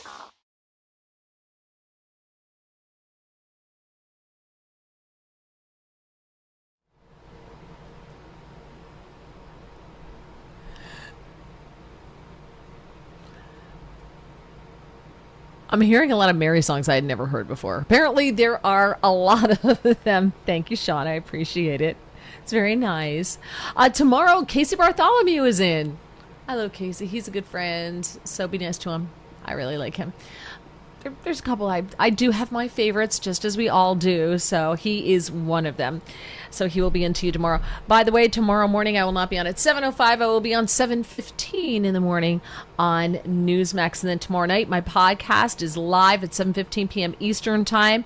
It is live on Rumble, YouTube, and Getter. Just look for Mary Walter Radio. And you can participate, leave comments, ask questions. So, and I have no idea if I have a guest or not, because I thought I had a guest, but I don't know. I haven't heard from him, so we'll see what happens. He said yes, and then I didn't hear anything, so we'll see what happens. I would really, really, really, really like to right now, like, just vent about stupid people, about people who don't pay attention and just make more work for you, right? But you deal with that too, so you really don't want to hear me complain about that. But for the love of God, what does it take for people to pay attention? The easiest thing in the world to do, see, I'm doing it. The easiest thing in the world, I think, for people to do is to just text you or call you. It's somebody to call me to schedule something. And I'm like, we've had emails and phone calls that have gone back and forth, and I hooked this person up. I connected the two people who need to meet together. I'm not in the loop. And I connected them together, therefore removing me from the loop. And this knucklehead who's done nothing says, oh, yeah, I really need to get a date with you. Can we get together Wednesday? I'm like, no, I'm not in the loop. And I sent the information. So I got to do it again. I swear, everybody in life has a purpose, and I swear there are some people's whose their sole purpose in life is to be a speed bump in everybody else's life, or some people a roadblock. Like they are a wall. That is their job to progress. You are just a wall to progress. And there are other people who are put on earth to test your patience. Those three groups. I think we should be able to, like, tattoo a mark on their head so you just know to avoid them when you see them coming. Like, nothing mean. It could be decorative, but just so that, like, you see that and you're like, okay, I'm just not going to deal with you because I don't need the aggravation. I'm just going to, just as a way to kind of like a warning sign, you know what I mean? Like, to just get around them. All right, I'll stop. Okay. So annoying. People who don't pay attention, people who don't read also drive me insane. And then it's easier to just call me and ask your individual questions instead of just reading. Because all the answers that you're asking me are in the email that I sent you. So if I wanted to call everybody individually and, give you each a tutorial, I would do that. But, okay. Sorry. I just have no patience for people who just don't. And listen, I don't pay attention to a lot of stuff, but it's usually when my husband's telling me about, like, cars or planes or something that I find really boring, and I'm just like, and he'll look at me, I'll go, you're not paying attention. I'm like, no, I'm not, because I don't care. I don't need to know this. Like, I'm glad you love it. I'm glad you're involved in it, but I don't care. I'll listen politely, but I'm not going to retain any of it. All right. How do you feel about this? 855-839-1210. in a Reddit forum called Vent-Forum, which I just did. I vented. I apologize.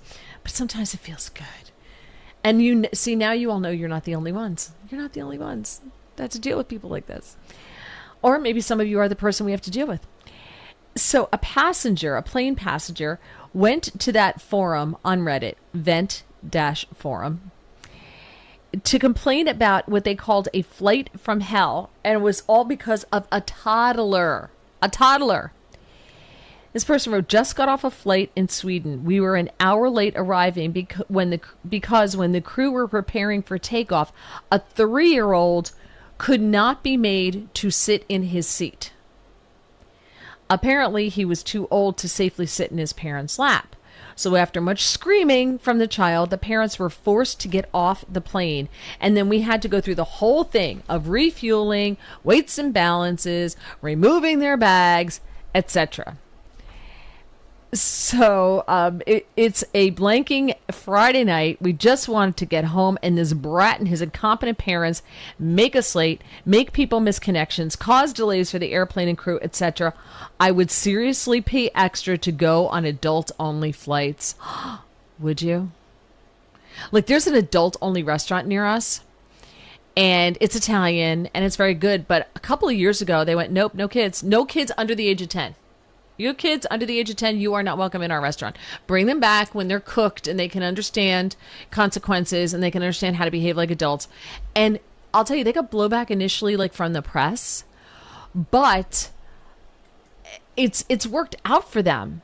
And if you go to their Yelp page, etc., and you read reviews about the restaurants, people will say, I have children, and it's so nice to get out with my spouse or my husband, but whatever, my partner, and get out and have a meal without someone screaming. We leave our children at home to go to this restaurant because there are no children, and we have children. I don't know if I'd pay extra for an airline with no kids. Honestly, I think it's probably just worth the upgrade and just go first class. And the kids are behind that screaming. They're just behind. Granted, it is just a curtain. But parents with kids usually aren't in that first section. They're usually farther back in the plane. And, I got to tell you, my parents did not put us on a plane until we were ready for society. And my mother used to say, you're not ready for public. You're not. Can we go to Disney? Nope, you're not ready for public. Nope, can't go. And that may have been an excuse that they were using to not have to take us anywhere. But it's fine. But they took us to age-appropriate places. So, what do you think? 855-839-1210. 855-839-1210. I would go to a restaurant that's a good restaurant if they don't allow kids. To me, that's a bonus. That is just a bonus. The one thing I cannot stand, and the reason they did this is because kids were running around because parents didn't feel they're kids. They want to run around. They can't sit down in one place for very long. They're running around. Their wait staff was complaining because they said, if one of these kids bolts in front of one of our servers, everybody goes to the ground, people get hurt, and those parents are going to sue. So they just said no kids at all. Would I pay on a flight for more? Probably not. Because you know what? Earplugs, Valium, mommy's out, right? Like, I'm done. I take half a Valium, put the earplugs in place. I'm going to sleep. Your little brat can scream all they want. And I feel bad for the kids because a lot of times their eardrums aren't popping. You got that thing going on. And sometimes they're just kids and they can't comprehend that this is a big deal. Now, when I was a kid, my father being German, we would go to visit his family in Germany. I was a little, being the oldest, but I would say my baby brother was probably like about 4 or 5 the first time we took him. But my parents made such a big deal out of it. And they told him, I remember we're going on a plane and this is so exciting. And they showed him what a plane was. And you're going to get to sit in a big chair. It's going to be like a king. And you practice putting your seatbelt on. And they made it this whole big thing so that he knew exactly what he was getting into because this is not a short flight to Europe. And they never had any problems with him. There were no problems. And I think it's because they prepared him. Even a 3-year-old can understand that this is going to be a big deal. So I kind of blame the parents in that regard. Other parents will, hand out little care packages to the people around them, like a little plastic bag with earplugs and things, say with a little note that says, look, we have our kid on the plane. We apologize in advance. We will do everything we can. And I'm also a big fan of putting some Benadryl in that baby bottle, and out that kid goes. And I don't see it as cruelty or anything wrong with it. I think it's fine. Our parents used to rub blackberry brandy on our gums when we were kids. That's child abuse. Now you can't do that. I mean, give your kid Benadryl. So 855-839-1210. Would you pay to fly on an airline that was only for adults or children over a certain age? And would you go to a restaurant if there were no children allowed? No children under the age of 10 allowed. So they have to be able to sit and not scream. And when I was an only child, because I was an only child until I was 6, I remember going to a restaurant. I had to be about 4, and I wasn't sitting properly on the chair, and I didn't want a booster seat, and the chair accidentally fell over, and I went flying. I just remember my mother taking my hand, and I was mortified. She's like, do you see all these people in this restaurant looking at you? You're embarrassing us. And she took my hand and put me in the car, closed the door, locked it, and walked away. Because back in the day, you could do that. You could leave your kid in the car. And then she came out. My parents, they came back out. But I was just like, you sit here until you learn how to sit right. I was like, oh. And that was that. Nowadays, you got to go sit in the car with the kid. But, what was I going to do? There's nothing I was going to do in the car. But that's what they did. And so there was a bit of shame attached to it. And I learned how to sit properly or sit in the booster seat, even though I thought I was a big girl. I don't know. 855-839-1210 is the number. I thought I just, since I was so annoyed at a text message that I got, I was just like, oh! So let's talk about, the kids and people complaining about kids in a restaurant. All right, I've got more news coming up, including the Patriot Games. You've heard of those. What exactly are they? When are they happening? It's pretty cool. I think it's a really cool thing for young people, and we'll talk about that coming up on 1210 WPHT. Well, Lorenzo, the pitch looked good. Yeah, so green. USA keeper was decent enough. Didn't have much to do. 99 minutes. Not a single goal. Well, Bet365 sure came through, though. I bet $10 and got $150 in bonus bets, just for signing up. At least someone scored. Bet365. Winning is everything. Gambling problem? Call 1-800-GAMBLER. 21 plus only. Must be physically located in Pennsylvania. T's and C's apply. In-app only. Hi, this is Dave Barlow from Barlow Buick GMC in Woodbury, New Jersey. Baseball season is heating up, and so are the savings here at Barlow. The All-Star Buick GMC lineup is waiting for you. Leading off, the powerful GMC Sierra, built to knock expectations out of the park and be the MVP of every road trip. Visit Barlow Buick GMC this summer, where honest pricing and dedicated service are always part of the lineup, or shop 24/7 at barlowautogroup.com. Buick, exceptional by design. GMC, we are professional grade. To 15-year-old Harper, buying an $80 vintage rock t-shirt is a great investment. To Harper's mom, this logic has a few holes in it. So she helped Harper open a Wells Fargo Clear Access banking account. With no overdraft fees and tools to track spending, Harper's learning, one heavy metal tee at a time. However you make money work, Wells Fargo can work with that. Terms apply. Visit wellsfargo.com/deposit disclosures for fees and details. You don't need another opinion, just the facts. What caused that crash on the Schuylkill? Will it rain before the kids' game? What happened at the school board meeting last night? At KYW News Radio, we don't take sides. We take notes, delivering the information you need to make the best decisions for your family. The news you need whenever you need it. Depend on KYW News Radio, Philadelphia's most trusted news leader for more than 60 years.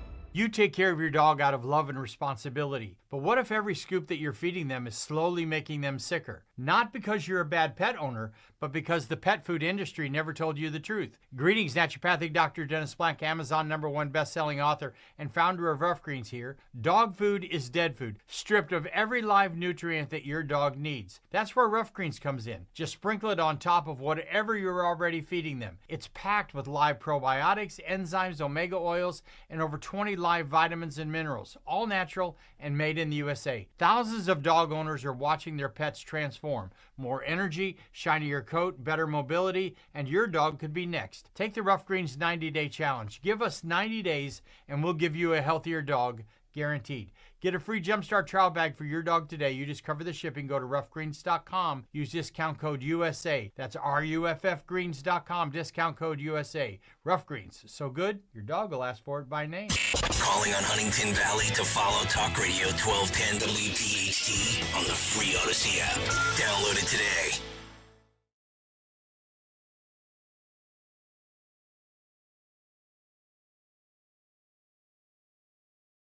So Sean's telling that the way, like, my mom putting us in the car and, like, locking the door and walking away is terrible. That's just the way it was. It's not terrible. It's not horrible. And she came back. She came back and got us, and that was that. And, you know you can't do it today because kids apparently don't understand. Don't touch anything in the car. You can roll down the windows. That's it. And you can't get out of the car. And we didn't. That was that. She also would go in the store and leave us in the car and tell us don't get out. And we didn't. That was it. I mean, she didn't leave us in the car in like 110-degree weather. But she would say, I'm going in the store. You better be here when I get out. Don't touch anything. Okay. And that was it. It's not cruel. He's like, that's terrible. He's like, I bet it's like spanking kids. I'm like, we all got spanked. We all got it. It's like, it's not abuse. As long as you don't hurt your child, I think that every now and then a whack in the butt is something that the kid needs to pay attention, especially if they're doing something dangerous. I'll tell you, my niece, Maya and I was watching the nieces and nephews. We were on a boat, and the youngest one thought it was really funny to climb up on the transom in the back where the engine is. And I told her to get down and get back in her seat. And she looked at me and said no. And I just grabbed her arm, whacked her on the butt, put her on the seat and said, sit down. And her eyes got as big as saucers, and she knew I was serious. And I told my brother, I'm like, she's going to tell you. Whacked her on the butt. He goes, absolutely. She could die doing that. I said, absolutely. We hit a wave. She could go flying right into the motor. So that was that. He said, fine. He didn't care. But my mother was the expert of, like, grabbing that skin on the back of your arm. That skin where it hurts, like at the bottom of the back of your arm. She'd grab it and just pinch it a little bit and give it to you. And you're like, oh, I'm going to get it when I get home. So, anyway, I don't think that any of that was abuse. All right, let's talk about the Patriot Games, shall we? Shall we talk about the Patriot Games? So, they start August 9th to the 11th. They are going to be held next month in Ohio, and it features a military-inspired boot camp circus. Circuit, not circus. Circuit. There's a big difference between a circuit and a circus. The games will also feature aspects of classic American sports such as football, basketball, soccer, and track with made-for-TV twists. And it awards a $250,000 scholarship to the winner. Now, I don't know if they're going to have one for women and one for men. They're having two categories, men and women, so it would make sense that there's a woman's winner and a man's winner. And it's a college scholarship, but I would also assume that money can probably be used for trade school, setting up a business, that kind of thing. The competition will include rounds that test excellence in skill sets of beloved American sports. The high school students aged 14 to 17 from around the country will be selected to compete in individual and team challenges that test strength, endurance, agility, and strategy. Dean Kane, who's part of this, says it's kind of like the Ninja Warrior games. He once competed in American Gladiators. So there's that. He said it encourages patriotism. I think it encourages fitness and competition, and those are all wonderful things. Finalists will compete in an obstacle course that's designed to test strategy and skill. So it's not just physical. You got to have the mental ability to strategize. President Trump announced the games in 2025. The spokesperson for America 250, Danielle Alvarez, said that the president wanted to highlight what the next generation brings to the table. High school students are being invited to apply and submit video statements, and the administration will select the winners. The two male and female champs will split the $250 in scholarship funds. So that's what it is. So it's $250,000. It's going to be split between a female champ and a male champ. And my hunch is there will be no identifying as a female in this. I think it's going to be biological men and biological women, and that's that.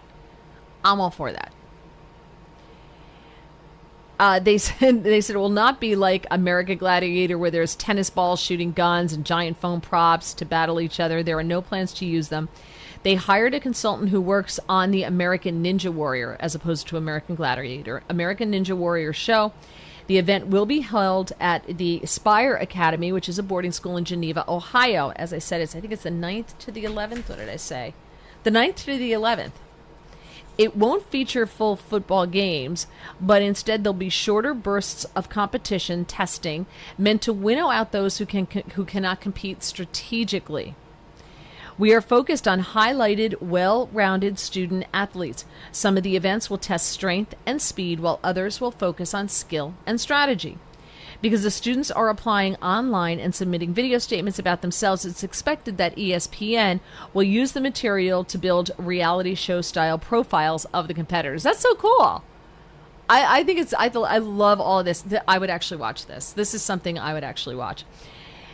She said you want to see character, you want to see commitment and strategy, you want to see and really hear an original and compelling story. Now, somewhere along the line I read, and I could be wrong, but somewhere along the line I read that there's going to be like one male and one female from each state. One male, one female from in each state. So I don't know if that's exactly what's happening or how they're choosing these competitors, but that's what I had read. So lastly, life is not fair, and Hunter Biden got a $1.7 million settlement in a defamation suit. Life is not fair.